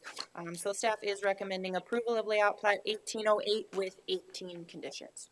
Any questions for staff? Mr. Chair. Yes, go ahead, Lori. Yeah, it appears that there are other residential properties in the area on some smaller subdivided lots. Is that correct? Yes, there are some other residences in this area. Okay, thank you. Go ahead, Kathy. So the size of these lots, 1.95, 1.84, 2.13, 3.28, those would not, if it's rezoned low density residential, those lots still would be below the minimum size. Is that right? Or what's the? Yep, low density residential is a minimum 3 acres, so these So ones would. So one would comply. Yes, one would comply, or they could rezone all 4 of them to suburban residential. Right, and that was where I was headed. Yeah. You know, I just don't think that this Black Hills area is designed for suburbia. I mean, it's just not. It's the roads, well, the roads are fine, but, the water supplies, everything, it's just not suburbia. And I'm just concerned that this is headed in that direction. And really, of those residential areas, only one lot is orange on this map, which means suburbia, and the rest of them fall into this low-density residential, right? Yep. I really have a hard time thinking that, converting, I mean, all these lots probably originally were mineral units, and, yeah, They're mining claims. right, yeah, and that's why they're private, but I'm not comfortable with moving in toward suburban residential. All right, any further questions for staff? Mr. Chair. Yes, Rich? So when they talk about the highway department would like to see, shared common access, and so they would come off of that 30-foot access. Do you then make further requirements of non-access easements and that kind of stuff on the property as it approaches Playhouse Road, or how are some of those mechanical things done on the plats? A lot of times that is what we see when there's shared accesses. They'll actually plat the shared access on the plat and then designate the remaining frontage as non-access easements. Okay. We see it sometimes that way. Other times we just see approach permits through the highway department that just say that it has to be a shared access. So the shared access to Tract 1 and to Lot 1 of Hermosa Load and Glendale number 3 load, the recommendation was to have a shared access between those two. So that happens at the approach permit level with the highway department. Sometimes there is actually a condition that I did put in here with the plat, condition number 9, that the shared approach actually be dedicated on the plat and that they do dedicate the remaining frontage as non-access.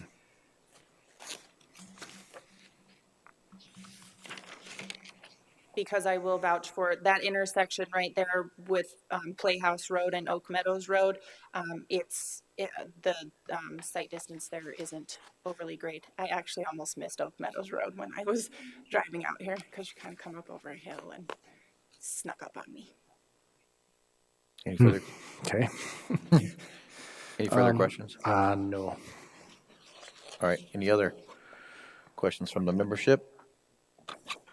Seeing none, are there any members of the public who would like to speak on this item? Come on up, sir. State your name in the mic. Morning. Good morning. I'm Mike Gennaro, and in regards to the access to the lots, I know that's a concern. Our plan was to put an access off of Oak Meadows between Track 1 of Hermosa and Lot 1 of Glendale.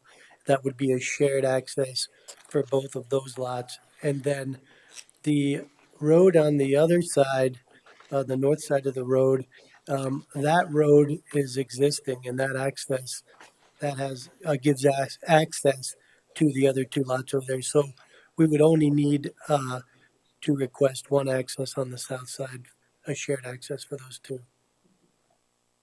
Right there between Track 2 and of Hermosa Load and Lot 2 of Glendale. Correct. Is that what I'm understanding? Yes. Any questions? Mr. Chair. Go ahead, Rich. So do you know the specifics on the concern about that sliver of roadway that appears to go over the National Forest Service boundary? Yeah. I mean, the road was in when we purchased the land. I could push that road over. I mean, I think I didn't put the road in, so if it is there, we can correct it. That's okay. Shouldn't be an issue. And that's a stipulation as well, right? Yeah. Okay. I'll echo the Kathy's sentiments here a little bit. We're subdividing these into the 4 lots, and water obviously is an issue in some of these areas. Do each of these lots have their own well? I guess what's the plan there? Well, actually, I'm building my residence. You can see it on the top of the President load there, the little 2 squares. Yeah, we have good water up there. I talked to Travis Alexander, and he feels that we should have no issues with getting water down there. There are other homes down Oak Meadow Road that have wells around 200, 300 feet. So we don't think that's a concern. If septic was an issue, I could do a shared unit for those two lots across the road. And I have bad eyes here. Catherine, I understand your concern. I mean, we're going to be living up there also, and we want to maintain the area to be as beautiful as it is. But my intentions were to sell those to some folks that might want to put up, a vacation cabin, not a rental, but a home where they could leave town and come up and, have a little place to get away. So not a big home. And I don't know if that would be something we'd have to stipulate when we go to sell the thing or what. But the reason I want to subdivide is because, I mean, with the road going through those lots, I really have no use for that land over there. And I just trying to figure out what to do with it. So. Okay, go ahead, Kathy. Did you consider just changing the lot lines so that you had one lot north of the road and one lot south of the road, so you didn't increase the density? Yeah, the only issue that the surveyor had with that was those are mining loads, and we didn't want to combine two loads like Hermosa and Glendale and change the whole integrity of the mining claim. So we thought it would be better to do it that way. We're kind of making a run at this, so I kind of like to leave the mining loads because they have some historic value, I suppose. All right, any further questions? Thank you very much, Mike. Thank you. Current recommendation is recommend approval of layout plat PL 1808 with the following 18 conditions. So moved. Second. Motion and second. Any further discussion? Seeing none, all in favor signify by saying aye via roll call vote. Jerry? Lori, No. Rich, All right. Ron, No. Travis, No. Kathy, No. Bill, Yes. Sunny. Aye. 3-4, and motion does not carry, so it's not approved. Is that correct? Do we have to give it a different recommendation, or is it just, say again? Just denied? It did not pass 4-3. So that will still go to the board with that. Okay, just want to make sure that we didn't have to put anything else on there. All right, that takes us to item number 23. Hello, PJ Conover, Director Planning Department. Item number 23 is conditional use permit 1807 to allow for 5 illuminated on-premise signs within 1,500 feet of a residential zoning district and dwelling unit in a highway service district. The applicant is Tim McTavish. Landowner is Three Forks Development Company. The applicant is not in the audience today. Mr. McTavish has constructed, I don't have the photo of it, Black Hills Power Equipment down by Three Forks. What he has approved at this time is 4 sign permits, non-illuminated, for his building. And if you can see here, each one of the signs is labeled A through E. And on the next picture, it kind of shows you in red where they're going to be placed. Again, this is oriented to the north, which is Mill Iron Drive, basically. This picture is not oriented to the north. The structure is already in place, and what he does have an issue with is he's going to be at least 400 feet from a dwelling unit and just under 650 feet from a residential district, which is why he's applied for this conditional use permit. This was routed to the interdepartmental review. No items of concern came back. We did also reach out to the South Dakota Department of Transportation, where they basically had no comment. There are 5 factors to consider when considering a conditional use permit. The effect upon the use and enjoyment of other property in the immediate vicinity for uses already permitted, and upon property values within the immediate vicinity. This conditional use permit should not change the established use of the property and thus should not have any long-term negative effects on the use and enjoyment of other properties in the immediate vicinity. Since the drafting of this staff report, there was one letter of concern that came back, which is included with your staff report and is handwritten. Staff also received another email this morning from a concerned landowner with basically some of the same considerations and concerns as far as stepping out from their property and seeing the signs and which ways the signs are going to be facing and if they're going to be facing the residential districts. The subject property is part of a larger network of commercial businesses in and around the area known as Three Forks. Staff cannot predict the impact on the property values in the surrounding area. Item 2 to consider is the effects upon the normal and orderly development and improvement of surrounding vacant property for uses predominant in the area. Allowing this conditional use permit should not affect the normal, orderly development or improvement of the surrounding vacant property in the area. The third item to consider is the uses, access roads, drainage, and other necessary facilities are provided. The subject property is currently served by a combination of community and private utilities, and all access to the property is provided off of an existing approach. All necessary facilities appear to be in place. The fourth item to consider is the off-street parking and loading requirements. The applicant provides for at least 11 parking spaces for customers. We do have about 4 or 5 plus a handicap item parking space noted on their drawing. Item E, that measures are taken to control offensive odor, fumes, dust, noise, vibration, and lighting, inclusive of lighted signs, so that none of these will constitute a nuisance. The proposed conditional use permit should not produce any of the above elements in the amounts that would constitute a nuisance, with the potential of exception, with the exception of the lighting.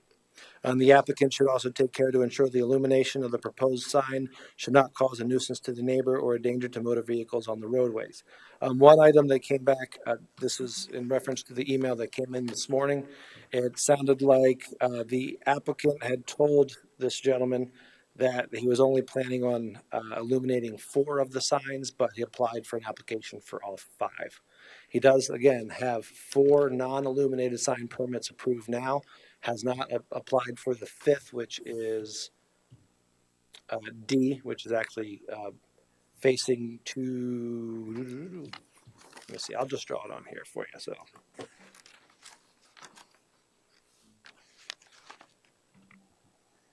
that's basically the building. And so I was looking to put a sign here, here, and 2 underneath the deck here, which are small, and then 1 big one up in the front.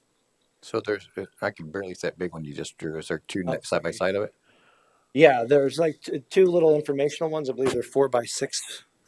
I think, let me see the size here. I'm sorry. Yeah, they're 4 by 6 underneath the porch of the existing structure. But the other one would be right up on the front. So if you see C and B, right there. So there are some neighbors that are concerned about the lighting and the effect it would have on the surrounding neighborhoods. So the surrounding neighborhoods, you do have, of course, the residents here to the southeast. And there is a residence up to the northwest, a little bit further across 16. And these are the ways that the signs will be facing. And up here is the candy store. Out of those 2 houses in the southeast, did either one of those individuals write the complaint? Didn't have time to find that out. Okay, I just wondering if you knew. And can you go back to that showing the image of the building? Those 2 smaller ones, B and C. Mm-hmm. Is it basically a window light sign? Is that what it is? Or are they actual signs on the side of that side of the building? They're gonna be illuminated signs underneath. They're not the windows. Okay, so they're not okay. Not windows, yeah. Right. Like because I questioned that as well, and mainly for like specials, weekly specials, monthly specials, sales, that kind of thing. Something that's going to change a little bit more than the permanent Black Hills Power Equipment signs. Could you flip back one? And could you go over those the signs and corresponding letters of the signs on your drawing there? Okay. Let me go back here. So this is going to be D. Okay, so I don't see your pointer there. Where? What am I not seeing here? Is the green the bed? There's yep. E. Got There's it. E.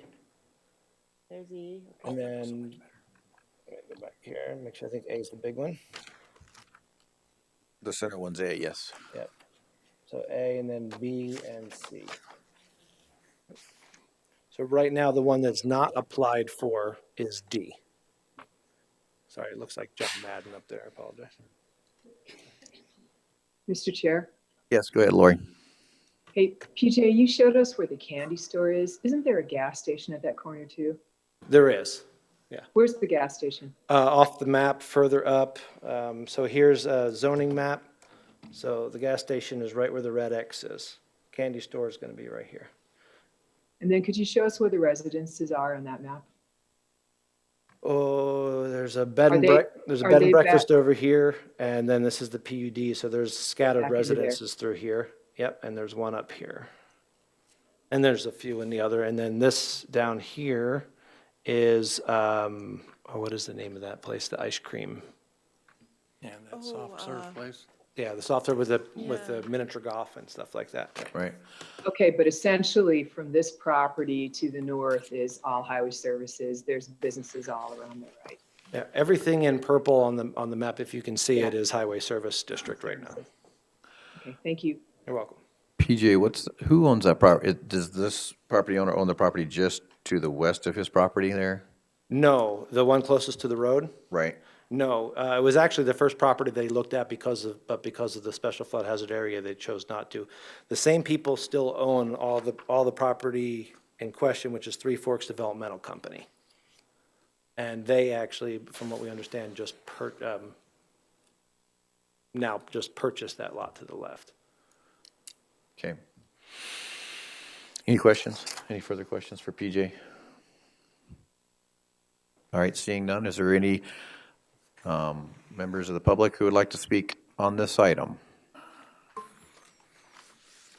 All right, seeing none, currently staff recommends approval of conditional use permit 1807 with the following 6 conditions. And this is for 5 illuminated signs. For 5 illuminated signs.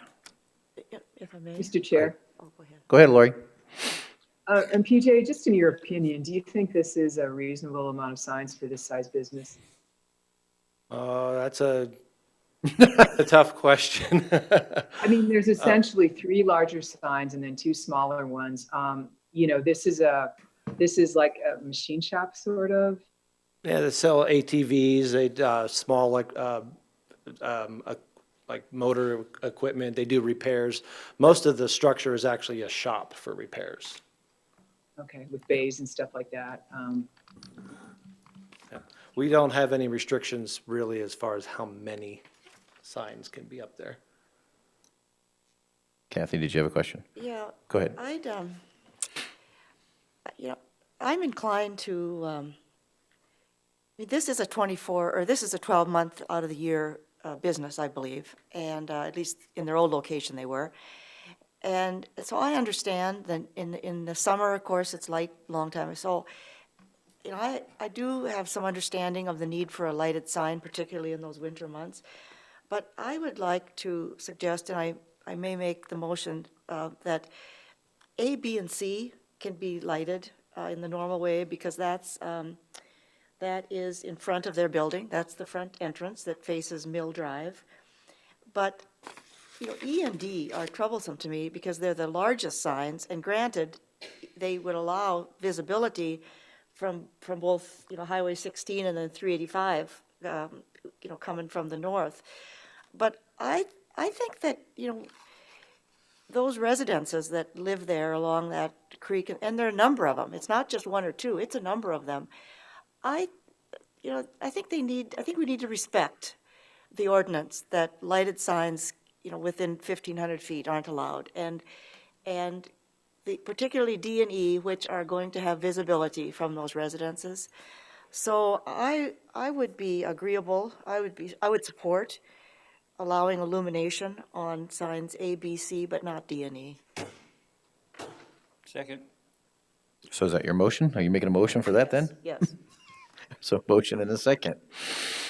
All Mr. right. Chair. Yes, Lori. So Kathy, but from what I understand from your motion, though, you would not disallow the D&E signs, just the fact that they are unlighted signs. Yes. Okay. And does that mean basically you're following all the other recommendations for the exception of how they're laid out, just A, B, and C, not D and E? Is that? Because obviously we're going to have them installed and maintained so as to minimize spillage of light.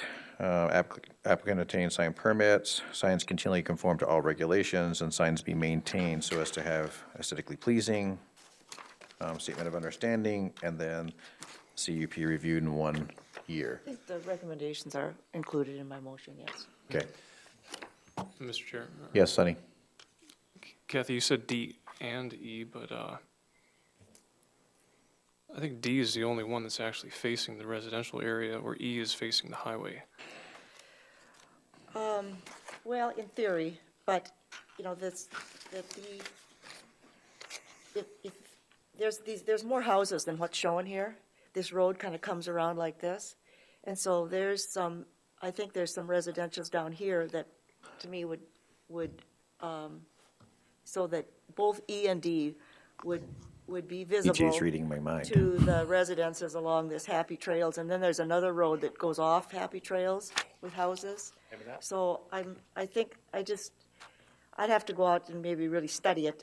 And I agree, it's not a 90-degree line of sight, but it's enough of an angle, the line of sight, that would be visible to them looking out their window. I think PJ's going to pull up and show us kind of what's around that area, just so we can kind of see. Mr. Chairman, Yes, go ahead, Bill. it appears that this business is probably an 8 to 5 operation. I'm not aware, but So you're I'm- probably right. My thought is, he doesn't need illuminated signs in the daytime for customers to find his operation. Okay. Are you suggesting just require the, I'm inclined to second Kathy's motion. oh, tracking, yeah. It's already been I was seconded. gonna say, I'm pretty sure it was already seconded by Ron. PJ, are you Doesn't able look, to? yeah, it doesn't look like the links are working. Oh, none of the links are working, so we don't even About have, 3 different ways we've tried to get in, and and you can't show. Can you do like Google Maps just to show us an overhead? see if it's on here. Google Maps isn't downloaded on this new one. You So can it would want to download it beforehand. How about MapQuest? Or MapQuest, yeah, whatever. Just to give us an overhead view. I mean, I know it's not gonna show us exactly, but. Mm-hmm.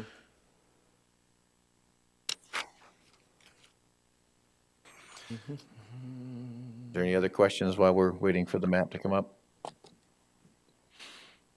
Oh, where is the search button? Mr. Chair, not a question per se, more, I tend to agree with Sonny that I think that the D sign or whichever one is facing That would be Highway D. 16, it looks to me like it should have a straight shot to Highway 16 and not necessarily be intrusive to adjacent homes, but we'll find that out here shortly. That's what I was thinking as well, so I kinda wanna see a. Oh, I'm lost here. I can't Yeah. find the search button in here. You're over in Wyoming, I think. Yeah, I saw that. I was like, that's Wyoming. Yeah, 16 south. Oh, yeah. There. go This there. way? Right.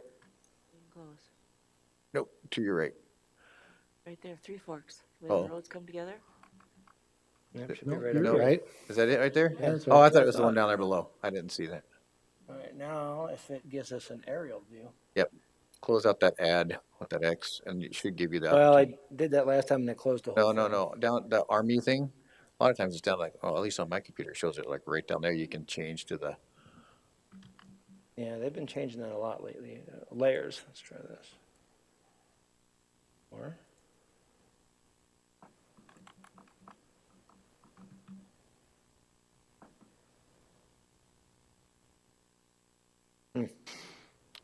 Or is, oh, wow. It's all advertisements.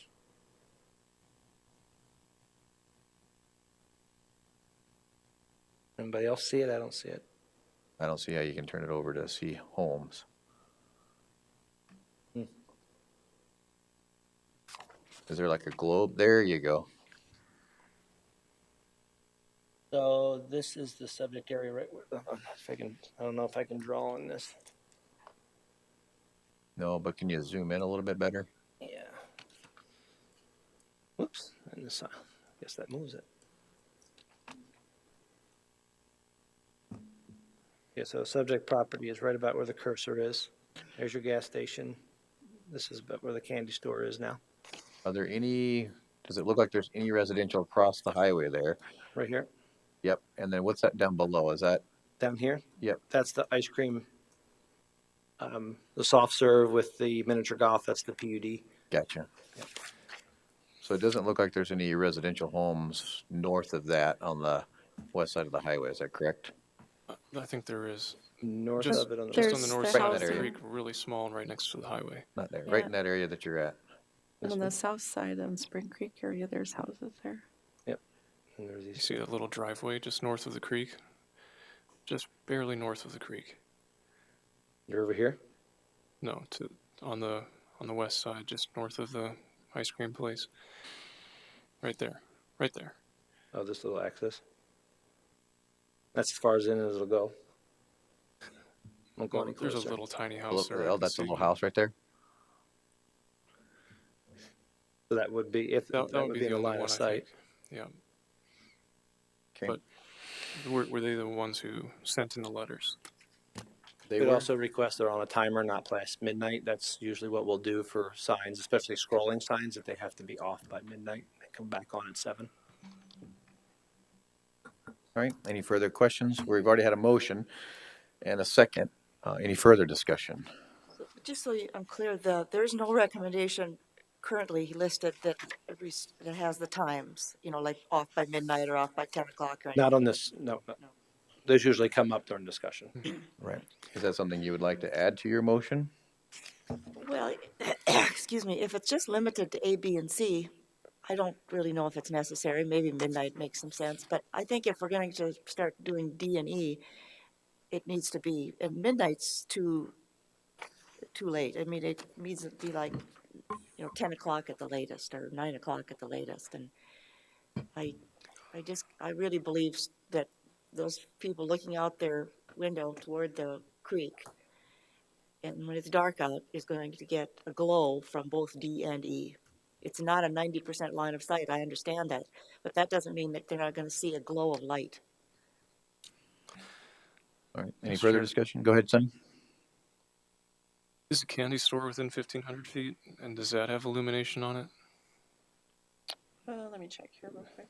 Because I just feel like if there's already this is right next to a highway, if there's a lot of sources of illumination already in their line of sight, and then we would deny this one, it wouldn't seem fair. Mr. Chair, Yes, Lori. and also the gas station, doesn't the gas station have quite a tall vertical lighted sign? They do, plus where the pumps are is lit. Yep. Probably 24/7. And I was thinking also that the purpose of these lights is probably in part also for their security, for the doors, those bay doors, which is pretty common on a commercial building. And they're wanting to combine that light with the signs, I'm guessing. And if they were not to illuminate the signs, they would probably still put lights above their doors, for which I don't think there would need to be a permit. Correct. But I think a security light is a whole lot smaller than 192 square feet. It appears that And there the other thing I'd say about the gas station, that's true, there's some illumination, probably 24/7. It's not open 24 hours a day, but that was there when these residences were constructed and people bought them. So they bought them knowing that was illuminated. And it's a further distance. It's different than this one, which is, they bought those knowing that there was an ordinance where illuminated signs weren't allowed within 1,500 feet of their residence, and now we're offering a variance to that. So I think we need to take the residents' concerns real seriously. Just correct me if I'm wrong, and I think you made your motion before we went to the public. And maybe I did. Is there any public that would like to discuss this item? Okay, just wanted to make sure. I realized the motion was made before we got public input, so. All right, Mr. Chair. you go ahead. Looking at this photograph, it looks like there are already lights on on the south end of that building, or on the west side of that building. Are you talking about the photograph on page 3? Yes. Yeah, those are the lights he installed intended, it has for bay door, but also for, that would be sign E. The lights are already there. Yeah, he already installed them. Oh, so He took those, the bulbs out. so those lights would then shine on the light rather than the sign itself being the lighted sign? Is that what you're Yeah, telling me? they would shine down over top of the light. Okay, that, So go ahead, Rich. I'm confused as well. So this is not a self-illuminated sign. This is a sign illuminated by lights pointing at it. Correct. Are So all of if you them that look- way? So if you look on page 3 of 5, that arc of lights, the sign fits underneath that. So are all of these signs the same way? Are they all illuminated by lights, not self-illuminated? I know E and D are, C and B, from the way he described them, are an enclosed box illuminated from the back. Okay. Does that change kind of how you see that, just out of curiosity? Okay, I just figured I'd ask. That's okay. No, I mean, And because I was thinking illuminated lights too, so I didn't realize it was just a sign with lights on the sign. and there's always the option to have the applicant here. Correct. All right, I'd be okay to continue. you want to continue? Then would you like to I'll make a, just make a substitute motion. okay, go ahead. Make a substitute motion to continue this item until the 29th, is it? Correct. Is there a second? I'll second that.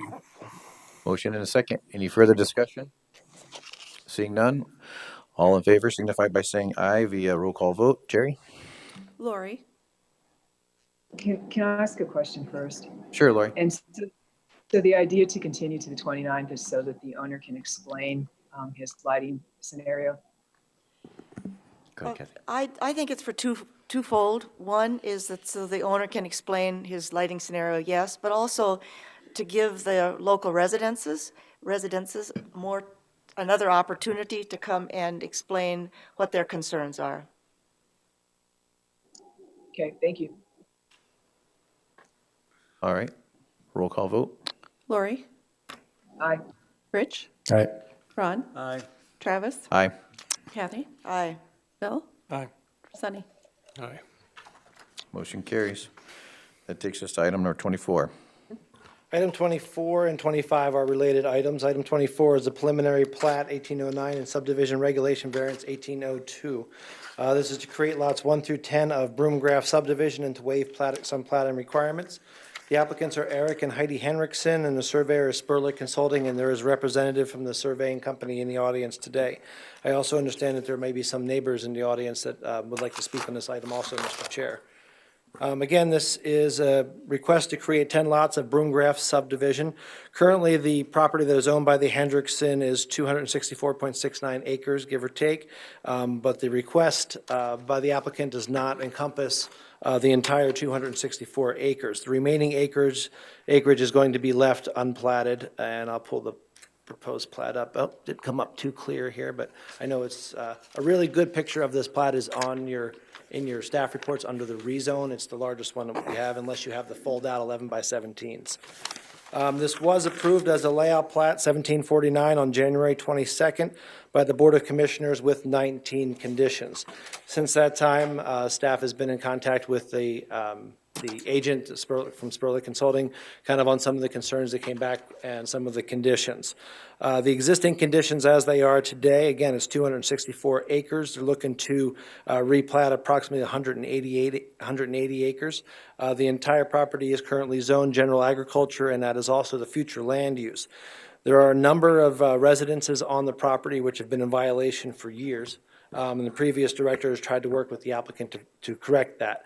The potential buyer's request and with the Hendrickson's proposed subdivision of the property would correct those violations and put each of those residences on their own individual property, but also increase density with lots 1 through 3, lot 6, and lot 9.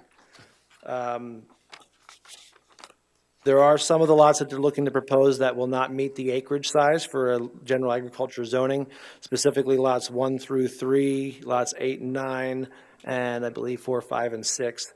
I think 10 and 7 are the only two that will still meet the 40-acre minimum for general agriculture, which is why the applicant applied for a rezone and comprehensive plan amendment, which we'll hear next. The subdivision regulation that the applicant is requesting to waive is not to perform percolation tests and provide soil profile information before platting, and to not improve the section line located on the southern property lines between proposed lot 7 and northern property line of lot 1 through 8 and 9 of proposed Broomgrass subdivision. The agent included a more detailed explanation of this request, and this is included in your staff report. And again, the agent is here if you need to speak with them. The staff does not object to the requested as presented. Staff would note that future subdivision of the existing lots in the subdivision may be subject to Pennington County Subdivision Regulations. This was sent out for the request for comment period. Register of Deeds had some comments that came back mainly about the exhibit, which is to provide access to from the section line to through the unplatted portion of the 240-acre areas that are going to be left behind up to lot 10. Right now, lots, I believe it's 9 and 10 are going to be in common ownership, so they won't need an easement, but there are plans and already exhibit exists for a future access easement up through the west side of lot 10 to provide access to lot 9 if and when it is sold. This was also routed through the Rapid City Regional Airport, pretty much the same comments that came back when we had the layout plat, which is the Part 77, the airspace. The applicant and the agent and the future landowner are also all aware of the requirements from the FAA. No other items of concern came back through the platting process or through the routing process. One item that came back during the layout plat was the need for base flood elevations for the lots because of the where is it here? The Code of Federal Regulations, Title 44. The agent has provided base flood elevation data for all the proposed lots, and now exists in our office as a floodplain development permit in our files, number 1804. The existing subject property contains 4 separate known residences, and the landowner's submittal as proposed will create separate lots for each of the 4 known residents. This will increase density in the area and the opportunity for additional residential units to be added. The proposed lot size of 8 of the 10 proposed lots will be smaller than the 40 acres required in general ag, hence again, the future rezoning request. Additional comments from the Pennington County Fire Administrator may be submitted at any time before the final plat approval, which may require addition of more conditions of approval. Just so you know, this is the 3-step process in our platting, not the 2-step, because of the number of lots that they're doing. There was also in Sunset Ranch, this kind of similar process is being done. So they had the layout, now they're at the preliminary. The final plat is administrative, but there are conditions on a layout plat.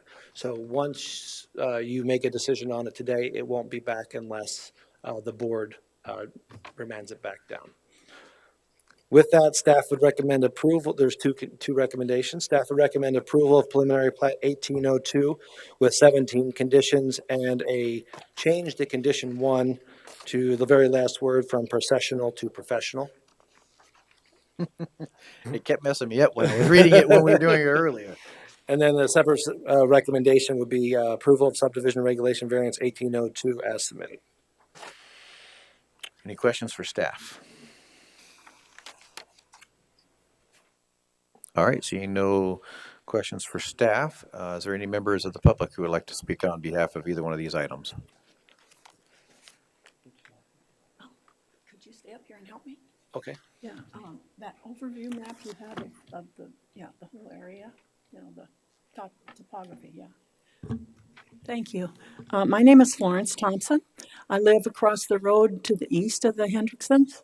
I live in the Hook J subdivision. And before I get started here, I'd like to say everybody out there loves Eric and Heidi Hendrickson. We don't have any objections to them being able to subdivide their property. We do have some problems with the plan, so I hope that you'll consider those. if you look at the map, can I use this? Or can I use this? You can, and Whoops. I'll screwed take it care up. of it. Just so the planning commission is aware, the layout plat process, when that went in, the only way it was advertised was through the agendas. Now I screwed it up again. Even with basically with the planning process, it doesn't need to be advertised with hearing letters. One of the ways that the neighbors found out was because the rezone does require hearing letters. That's when it came up. That's why you didn't see them at the layout process, most likely. I messed up your map again. Okay, no problem. Okay. Okay. I'm just and do you trying, want, can you make it bigger? Can you enlarge it? You can. I could try. Just the homestead. Okay. Okay. Some of the neighbors could not be here. We had a couple here that left. That's the Millers. They live down on the creek here on the south part of Hook J subdivision. The people that live directly across the road from the homesteads there, the Wests, I understand they're in California, and nobody's been able to reach them. The Dishmans that live on the north side of Hendrickson's, oh, there we go. Gotta use ours. The ranch to the north, they couldn't be here. They have jobs that they couldn't get away from. I understand that the Sowards who live next to me to the east, did not get notified.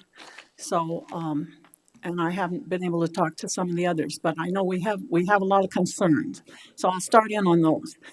Basically, when you look at this little cluster of homes. There are 4 homes there. It's a ranch, and they're all in the same ranch yard, basically.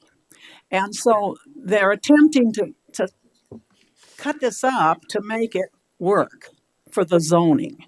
And I think you're just creating future problems by making that kind of a spaghetti. Can you show the plat? Sure. Kind of a spaghetti type of zoning here. Control plus. Yeah. Okay. Try to get in a little closer. Yeah, where can I get a cursor? If you want to draw. Okay. We'll cool. Can I draw on the screen? That. Yep. Oh, but that's my. as close as we're going to get because it Okay. reset. Okay. Well, this lot here, let's see. This lot here is going to go like this, and go out here. Basically, that's going to be one lot. Then these lots, each one of them, like one of them's just, if you can make it bigger. Yeah, if you look at the dark black lines, those are the lots. Yeah, can you make it bigger? We tried, but then when we put the pen, okay. reset. Okay. Yeah. So anyway, these lots are all very small, 3 acres. And up here, lot 8, I'll talk about that later, but lot 8's very problematic. But the smallness of them is this lot has no access to the road. This lot has no access to the road. So anyway, can you show the Hook J subdivision? I guess I don't really understand or haven't studied the difference between suburban residential and low density. But Hook J is suburban residential, but our lots are very large. The largest lot, I believe, is 22 acres, and the smallest lot is 14 acres. Now, all these lots going in on Hendrickson's place, they're like 3 acres. And I don't think that's compatible with the neighborhood, nor is it necessary in that neighborhood. Everything else out there is ag. We know it's going to be developed, but I question whether it should be developed in such small pieces. Okay, Yeah, this is just the zoning. Everything to the east of them is can you show limited ag. the lots, the plats? The Hook J? Probably not. Oh, okay. No. Well, I can show That's you. as close as we can. That's as close as we can get. Basically, they're big. Okay, my place is 18 acres, and so then what we have. Florence, can you show us your place off of this map too? So Sure. Let's see. We're right here. This is my place right here. Okay, and we did subdivide 5 acres off of that because we were told to do that for financing the home. And so that's how we have a lot A in that, but it's all one unit basically. And Okay, then the question, as you know, the lots all have to have an access somewhere. And it's very problematic with that, I want to go back to the plat again, I'm sorry. Just popping back and forth here. Yeah. It's very problematic with this lot 8 because this is this is only a right of way here. The county road ends here, so this is gravel, but the county road ends here. So this is a little right of way. Along this right of way right here is a pipeline. It's an irrigation pipeline. And we have to have access to that pipeline. The irrigation ditch comes in from the top up here. I'm not sure exactly where. I can't tell on the map. But the irrigation this is a lone tree ditch. It comes in here. There's a box here. There's a culvert here. There's a weir that measures the water. There's a drop box that gets the pressure up for the water for the pipeline. There's a grate. And then all of the water goes in a pipeline, goes down here and down here to water the Hook J subdivision. We're all irrigators out there. We're all on the Lone Tree Ditch. The irrigation ditch itself goes on down here. I can't tell exactly where because without the map. My concern about this lot 8 is it has no access to the county road. So then you would have to, I would assume, extend the county road down to that lot. Because this is private property here. It has an easement, but and I don't know who's responsible for that road. But anyway, to my way of thinking, it would be better to make some of these lots larger and take maybe lot 1 and lot 8 and combine them and let lot 8 have its access, make combine lot 1 and lot 8, and so that it would have an access on the county road. Other than that, I just think the lots are too small.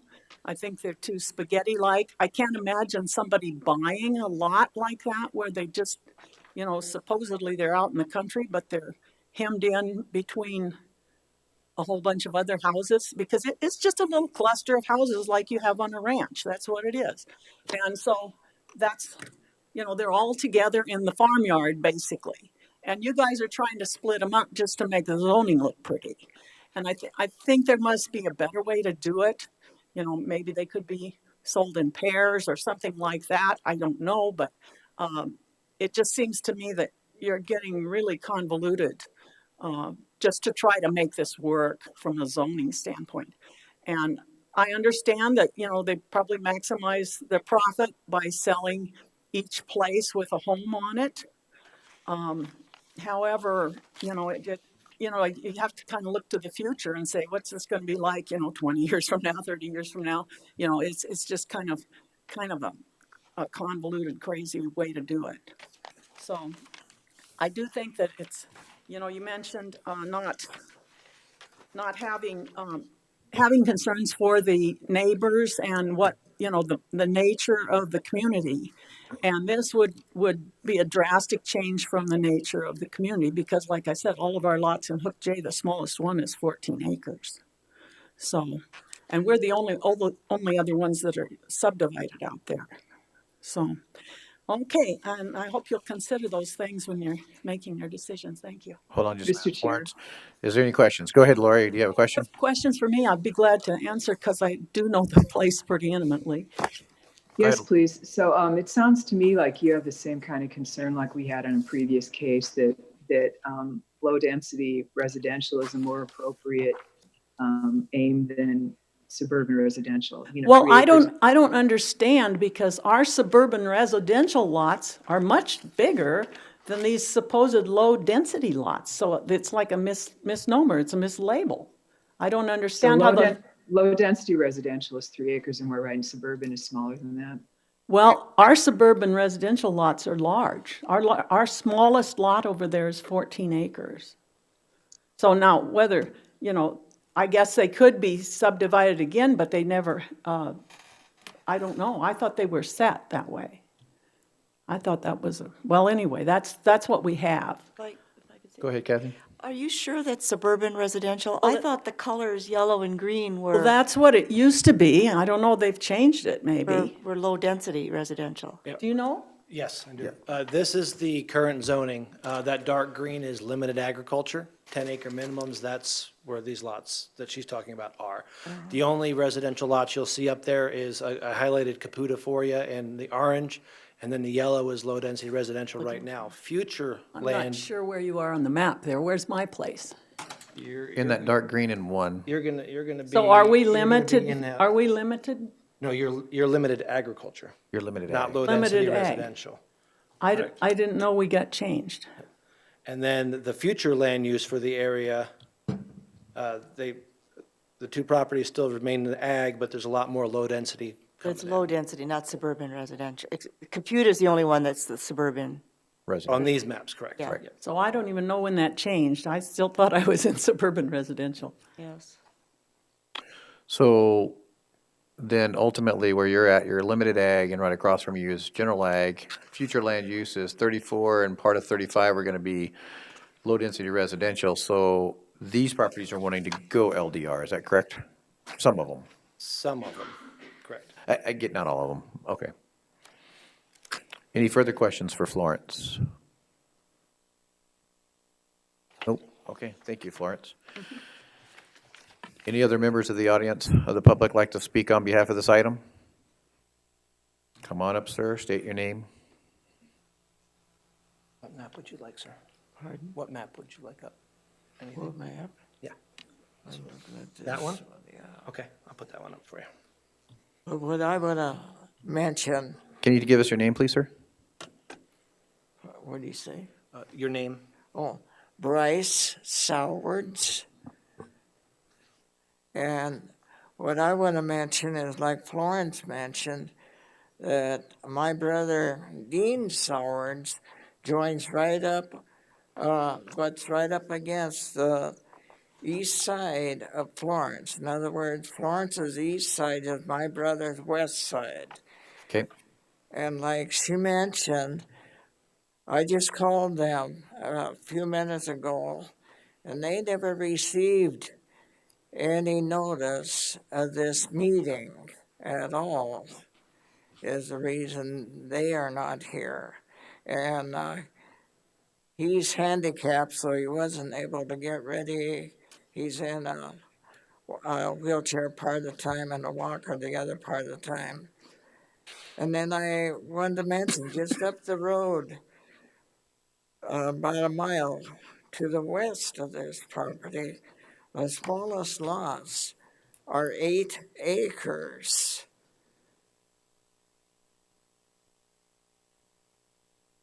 And so that's making it pretty small of what Hendricksons are wanting to make their lots into. And that's what mainly I wanted to make mention of. Thank you. All right, is there any questions for Bryce? All right, thank you, sir. Yeah. The reason I got a notice is I live within the 2-mile radius. All right, Thank you. thank you. For rezone, all properties within 500 feet receive notice. Anything general agriculture within 2 miles gets a notice. That's for rezones. For It's general kind of ag. the only one weird thing we have, yeah. Okay. Any other members of the public like to speak on this item? Come on up, sir. No, that's okay. Florence went over my concerns. I'm Glenn Kilber. I'm up on Caputa Loop, so I'm probably roughly a mile away. And I guess my concerns were, like I said, Florence, I think, went over them pretty well. Just having those small lots in that area just doesn't quite seem to fit with what is, the rest of that area is.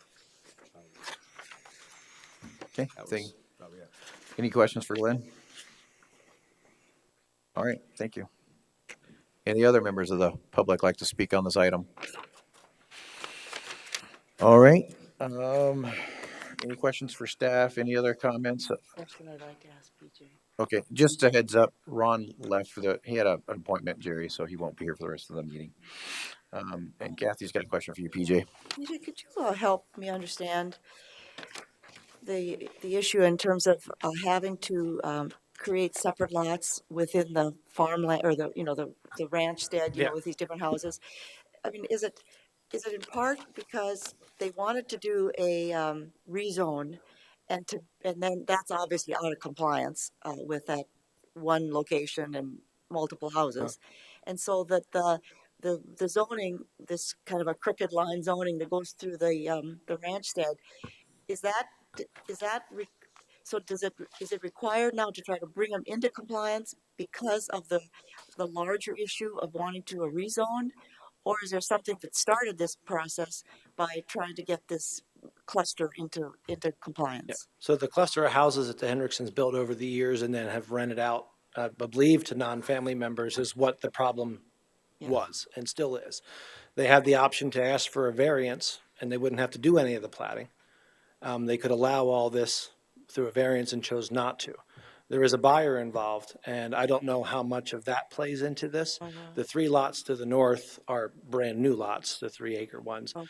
So during the process to correct the problem, they're just looking to subdivide the existing residences on the property. What got the ball rolling was really a need to bring this current situation into compliance. Right, and there were different ways that they could do it. This is the way that they chose. Okay.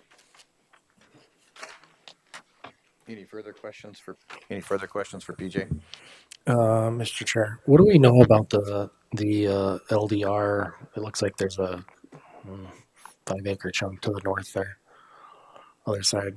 So that's proposed right there. That one? Right underneath Y. What's that? I do not know for sure. Trying to picture that while I'm driving out there. This one right underneath the Y? Yep. If you know what that is. I know the area. I don't know This what one you- right underneath the Y. What That property is? is that the Raptor Center? No, that No? wouldn't. Nope. You're talking on the other side. Is it Yeah, on this- it's, nope, is it on it's this not map? showing up on here. It's not shown on that map. Is it where Dishmans live? Could be. I'm not sure what you're. Yeah, I think it pointing might to be. here. Should we try MapQuest again? Sure. Boy, we're using that a lot today. Mm-hmm.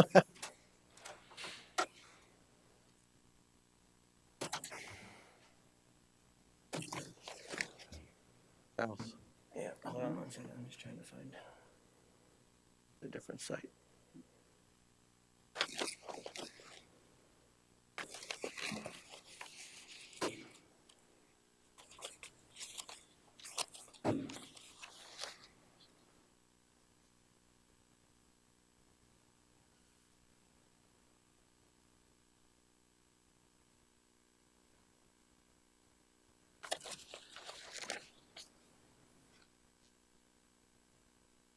Here it is, Dawkins Road. Okay. So it's going to be, No, go down. looks like a residence. Oh, is that what you're trying to decide? That is where, No, it's that one right where you're, no, down. Yeah, it's the Jones Ranch. I thought that yellow was kind of what, over to the right. So this is the Hendricksons right here. Okay, there we go. Yep. okay, and what were And you? so if we what go were you across looking the for? road, That's I think That you, is a I think you're- residence. yeah. That's Fen House. So at some point the zoning was changed to LDR on that. Jones Ranch is.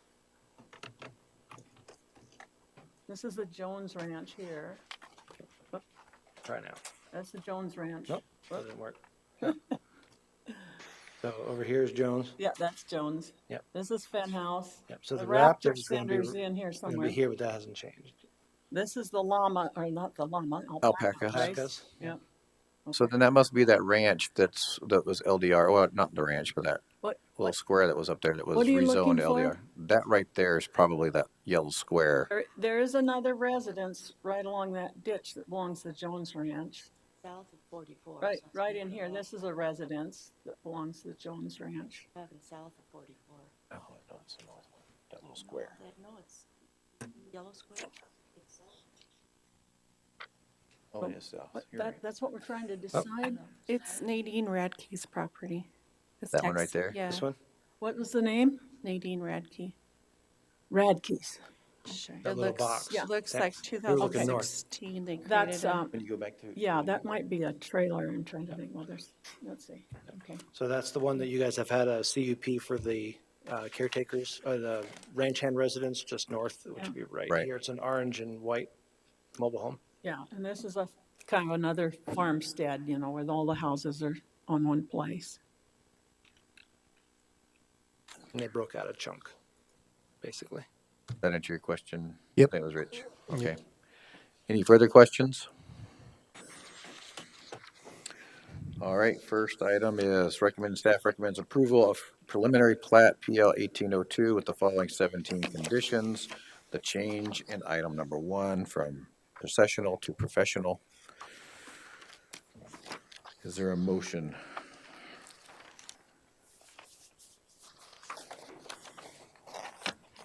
Are there further questions?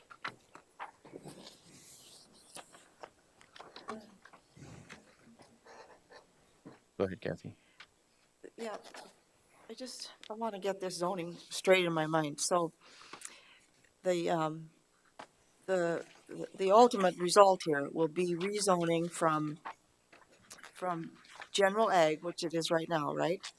Limited. Limited ag, which has 40 acre, no, there's no minimum It's requirement. general ag. Yeah. So the rezone change will occur in the next agenda item Yes. if you guys Yeah, I pass know. that. Yeah. Right, Right now, the entire property is general ag. talk general ag. Yep. Of the 10 properties, proposed properties, 8 would have to be rezoned, most to low density residential, Right. and 2 to limited agriculture. So basically, you're going to have some small LDRs. So 1, 2, 3, 4, 5, 6 LDRs spots, and then you would have 1, 2, 3, 4 limited ag spots. 2 limited ag, 2 would remain general ag. If you look on page. Oh, I got you. Yeah, if you look at the next agenda item, page 8 of 10, it'll kind of show it to you pretty good. No. Does that make sense, Kathy? Yeah, I think so. So this will be your LDRs. But the other thing I want to make sure, so the future land use, which is future land use zoning, currently, that's what they showed, that the future land use really is to subdivide this into the low density residential. Is that? Not this specific property, no. To the north, to the west, a little bit to the east, yes, all the yellow that you see now, this is current zoning, this is future. I see, so it Yep. doesn't affect this current property. Not right now, which is why they've applied for the comprehensive plan amendment. Right. Yep. That answer your questions? Yes. Okay. Any further questions? Currently, there's a recommendation for approval of preliminary plat PL 1802 with the following 17 conditions, changing item 1, processional to professional. Is there a motion? Yeah, I'd like to make a motion, but not with the recommendation. I'd make a motion to deny this, because I do understand That's the second one. There was Oh. a previous one. that there is, thank you. No, okay, just one page back. Yeah. Right. So back one page. Go this way. Bottom, right there. Oh, yeah, I recommend denial of this preliminary plat, and the reason is I understand that they need to bring in that farmstead with the various houses into compliance, and particularly if they have a buyer or something, but I'd like the fact that there are other ways to do it besides rezoning this into what's the proper word then? Low density residential. I think that should be explored. Just so we're clear, the other option, the variance option, is for that cluster of houses. Right, no, I Yeah, understand. you couldn't really do the variance for lot 1, No, 2, or I 3. understand. Yeah. Okay. Is everyone clear? Motion. Is there a second? I'll second that for discussion. Rich seconds. Motion and second for discussion. Any further discussion on this? Mr. Chair. Yes, go ahead, Rich. So I understand your thoughts.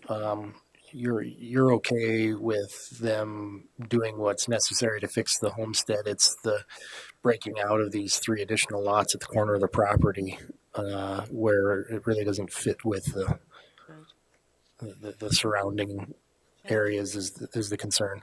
Yes, and I mean, I think that the neighbors made some good points, that this really isn't fitting with the nature of that area. The future land use doesn't have this suburban or low-density residential.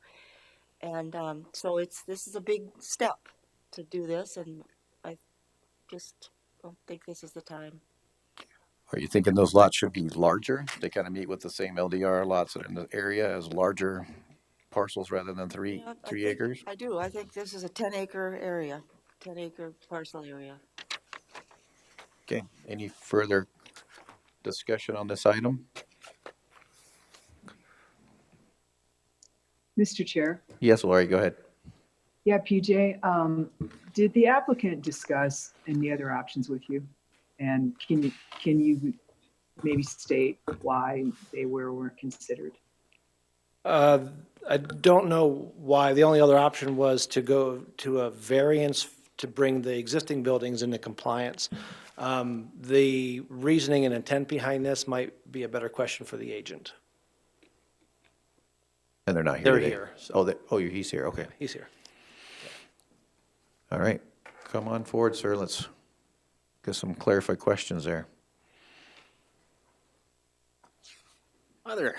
My name is Paul Kraft. I'm with Spurla Consulting, and I'm the agent for the Hendricksons here.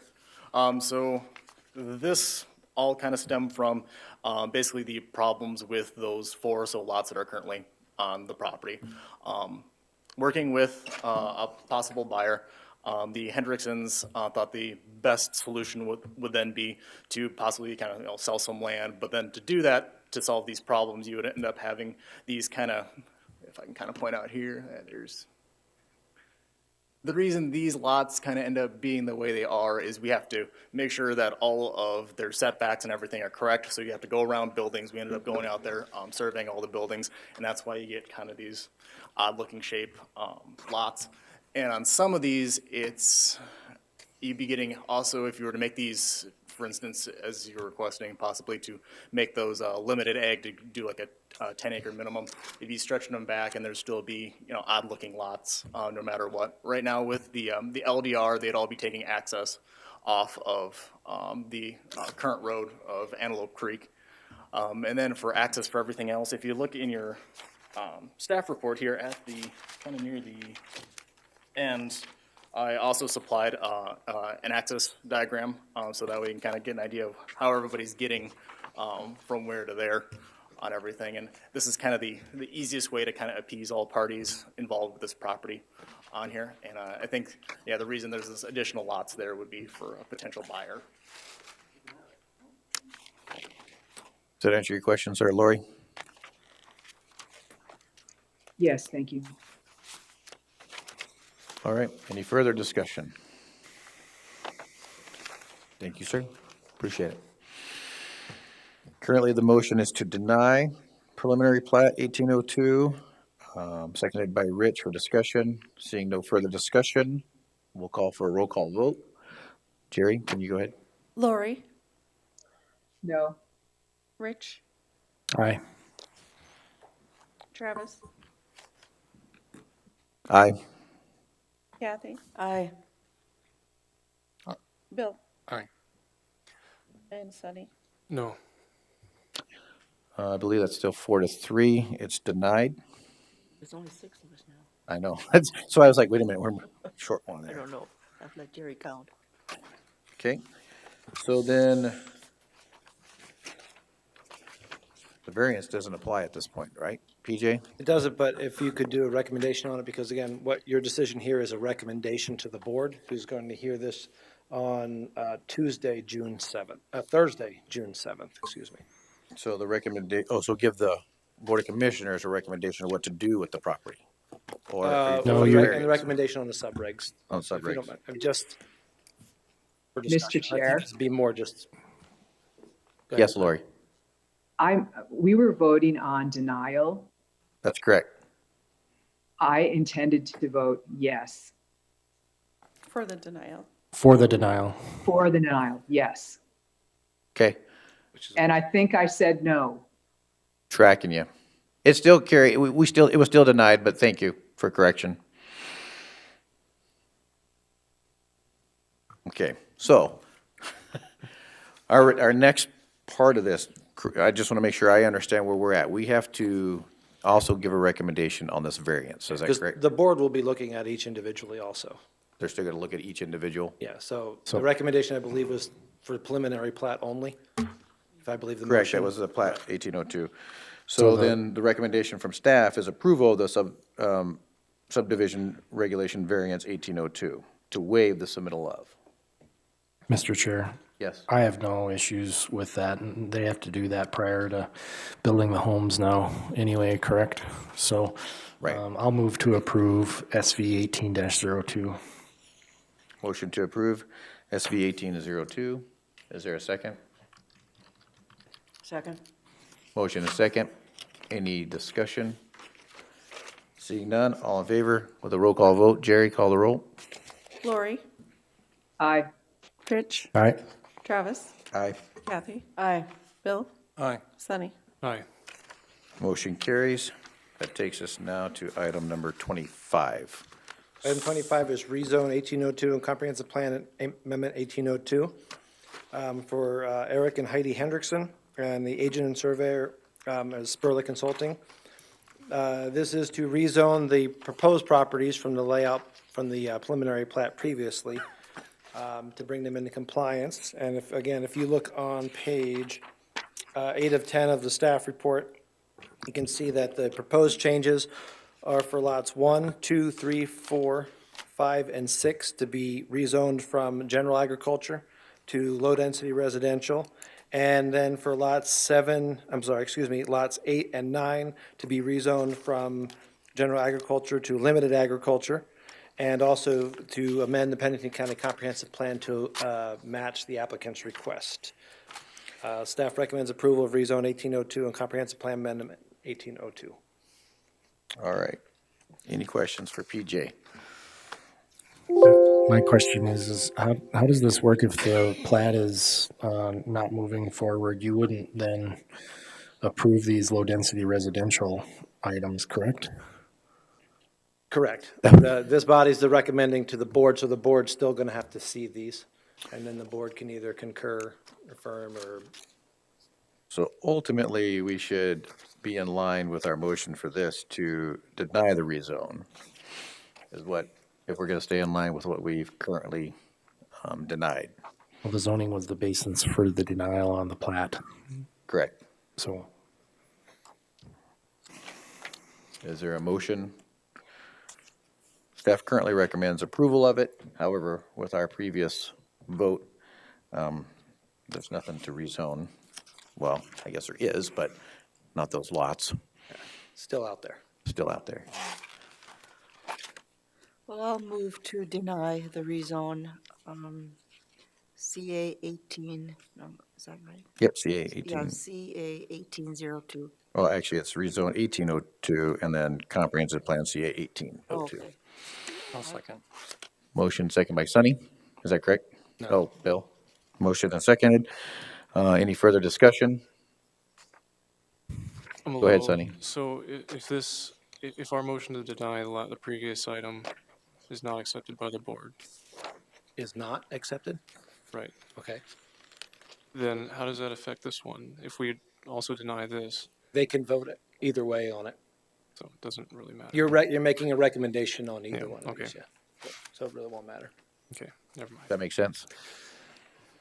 Good enough. All right, any further discussion? All right, Jerry, if there's no further discussion, roll call vote, please. Lori, And we're voting on the denial. I vote yes. Rich, Aye. Travis, Aye.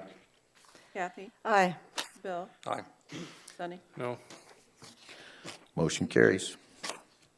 And again, these will be heard on Thursday, June 7th, before the board, and the board can change the vote. Yep. Okay. Thank you very much, PJ. You're welcome. Takes us to item number 26. County Board Report. The Board of Commissioners concurred with the Planning Commission's recommendation from the April 23rd, 2018 Planning Commission meeting. Plan Unit Development Amendment 1603 for Dan and Nancy Evangelisto was continued to the May 15th, 2018 Board of Commissioners meeting, and Ordinance Amendment 1804 was continued to the May 15th Board of Commissioners meeting as well. Any questions for PJ? So those will be tomorrow. Okay. Mr. Chair, Yes, go ahead, Lori. can you elaborate on why the ordinance amendment was continued? PJ. Oh, I'm trying to remember. So did they, so she They- appealed? They requested it to be continued. Yeah, that's right. That morning, Tina Malawi, the applicant the agent requested it be continued. Okay, thank you. All right. Thank you very much, PJ. Item number 27, items from the public. Is there, all right, Mrs. Shagru, come forward.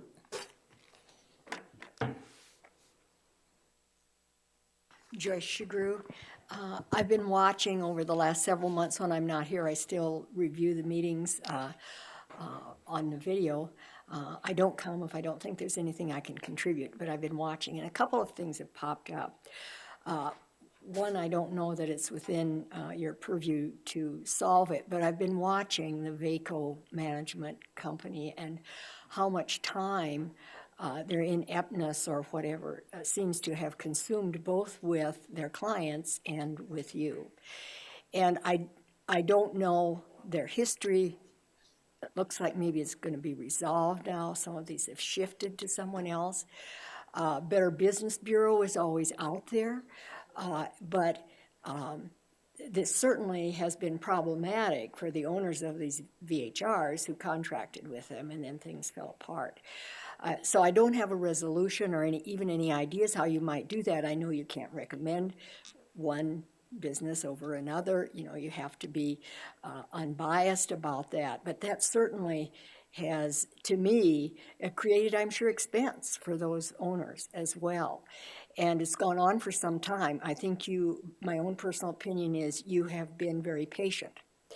But very cautious, of course, in what you've said. But I don't know if there's a way that one could, when they're coming in and they need a management company, that they check Better Business Bureau or something. And I don't know if they're even on there, but certainly there's folks out there who should have some issues with that company, in my opinion, and observing it. So that's just a comment. The other is watching the fire mitigation issues and I agree with Kathy, those of us who live out there in the woods, we're very different from lots in town, and you've got hydrants down on the corner, and there's always a place to turn around, and the streets are wide. And so what we have before us now is those old residences that have been there a very long time. People didn't even think. The trucks were little. If you look at a brush truck from the 1960s, for example, it's not as big as some of our pickup trucks now. And so little trails going in, and then we have new ones coming up. And always, and I appreciate PJ bringing this to you, before you should be the safety of the people out there, okay? And so how do you trade off big trucks getting in and out, and they have to? I know the philosophy of many people living out in the woods where I live is that there isn't a chance in, you know what, of anybody ever rescuing you from one of those places. They're not going to get there quick enough. You're just taking your chances. Also, as a county, I would think you would look at what your liability might be based on the decisions that you make. Now, we live out there and we say, you know, we're just taking our chances because we know they're not going to get here in time. Well, that's all well and good until you have a fire and they can't get there in time. Then that whole scenario may change. We've been very fortunate. I've a close affiliation with the Silver City Fire Department. I'm in Johnson Siding Fire Department, so I know what they're doing as well. But how do you trade off? Because you live in the woods. And we should always try our best to make it as safe for people as possible. So I would think, if you haven't done this already, and you're probably well aware of this, that a long, hard discussion with Jerome Harvey might be in place. Where are you all at? Are you, as I've heard some discussion here, well, the ordinance doesn't say, we're trying to bring this one in, and it's under the old, wasn't required when they built. Now it's a requirement. What do you do with those? Is there a point where you do require sprinklers or you don't? Or do you have a turnaround where it's a reality they can turn around or they can get in and out? A good hard discussion with Jerome Harvey, if you haven't had that already, so you all understand where you're at with that and what your decisions mean to people out there. Okay, that's what I had to say today. Thank you. Thank you, Joyce. All right. Items from staff. Item 28, item from staff building permit report. So this is for April 2018. From this time last year, we're up 66% for single-family resident building permits. And looks like the hot items are garages and carports, that be detached garages, but mostly carports. Lots of carports coming up, getting ready for hail season. Sign permits are up. A lot of those, 4 of those came from one spot. But overall, we're at 253 building permits issued so far this year, compared to 186 this time last year, which means we're up 36. In total, in April of so last month, we had 117 building permits. We've already surpassed 100 for this month. So it's going to be a big one. Awesome. Any questions for PJ? All right. We got B, C, and D. I know. I just, okay. just in case on that particular Put them topic. in here this time. We didn't just make them up. I know. Sorry. Item B, Planning Commission interviews. These are going to be held on Friday, May 25th. I did hear back from Lori that she will be available. I believe we have 3 or 4 applicants, but I wanted to leave it up to the Planning Commission to kind of decide who would sit in on that interview. I don't know if it's going to be in the morning, it's going to be in the afternoon. I know Lori, just because of the email, has expressed interest in that day. And there was, I believe Kathy expressed interest in other days, but she's not going to, it's not going to be on that day. So I'm not eligible on the 25th, so I'll be out of town, actually. Anybody else? Mr. Chair. Yes, Lori. So PJ, you'll get back to us on the time on the 25th? Correct. Yeah. Yep. As soon as we know, you'll know. Okay. Any other questions on that item? So you guys are okay with me sitting in on the interviews, or did someone else want to? Oh, that's fine. Go ahead, Lori. I'm good with that. Yeah, good choice. Did you want more than one person? The interviews are conducted by the commission manager, so the request was for one planning commissioner. Okay. Well, just let me know the time. Okay. Thank you. Yep. We don't have to make a motion for that, right? She just can. If you guys are okay, general consensus, I believe. General consensus, I say, all right. All right, May 29th. Sure. The planning commission meeting, and just again, it's going to be Tuesday, May 29th, just because of the holiday, so just pointing that out. And then item D, the special planning commission meeting, which would be Monday morning, June 4th. This was for the first draft of the comprehensive plan. Again, this has not been advertised yet as a comprehensive plan amendment. So it's kind of an informal thing. So no formal acceptance or denial will be anticipated for that meeting. And it is the only item on that agenda.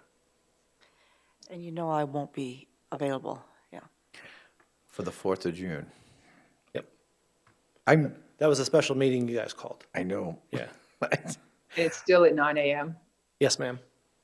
Thank you. All right, I had something come up that got scheduled on that. I will see what I can do to.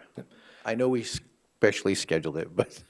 And then if anybody is available on that Thursday, which is the board meeting, they're going to be set up out in the hallway with some of their maps and charts. So if you can't be there at 9 a.m. on the 4th, you could probably see a little bit more of it in the hallway.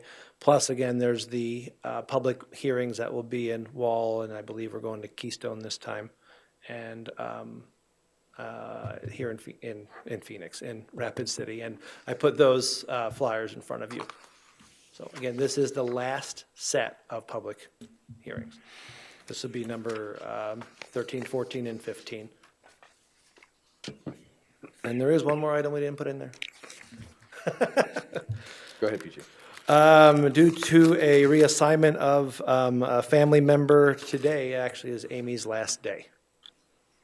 So our planner one will be leaving us. We've already opened up the application process. We have about 4 applicants as of the last time that I looked at that. So when we look at interview days, we'll be looking for a planning commissioner to sit in on that, maybe 1 or 2 to hire the planning commissioner. But it wasn't something that she wanted to do, something she has to do now. All right. Anything further for PJ? Items from the membership. Anything? I guess I'd like to thank Amy for all of her work. Absolutely. It's gonna be Is missed. she in here? No, she's upstairs. She's not. No. Well, thank you to Amy for all of her work and the time that she's been. How long has she been here with us? 51 weeks. Really? Somebody was counting. May 22nd is her 1-year anniversary. Oh. Yeah. Well, fair enough. All right. If there's nothing else from the membership, item 30 is adjournment. So moved. Second. Motion and second. All in favor signify by saying aye through a roll call vote. Jerry? Lori, Aye. Rich, Aye. Travis, Aye. Kathy, Aye. Bill, Aye. and Sunny. Aye. We are adjourned. Thank you.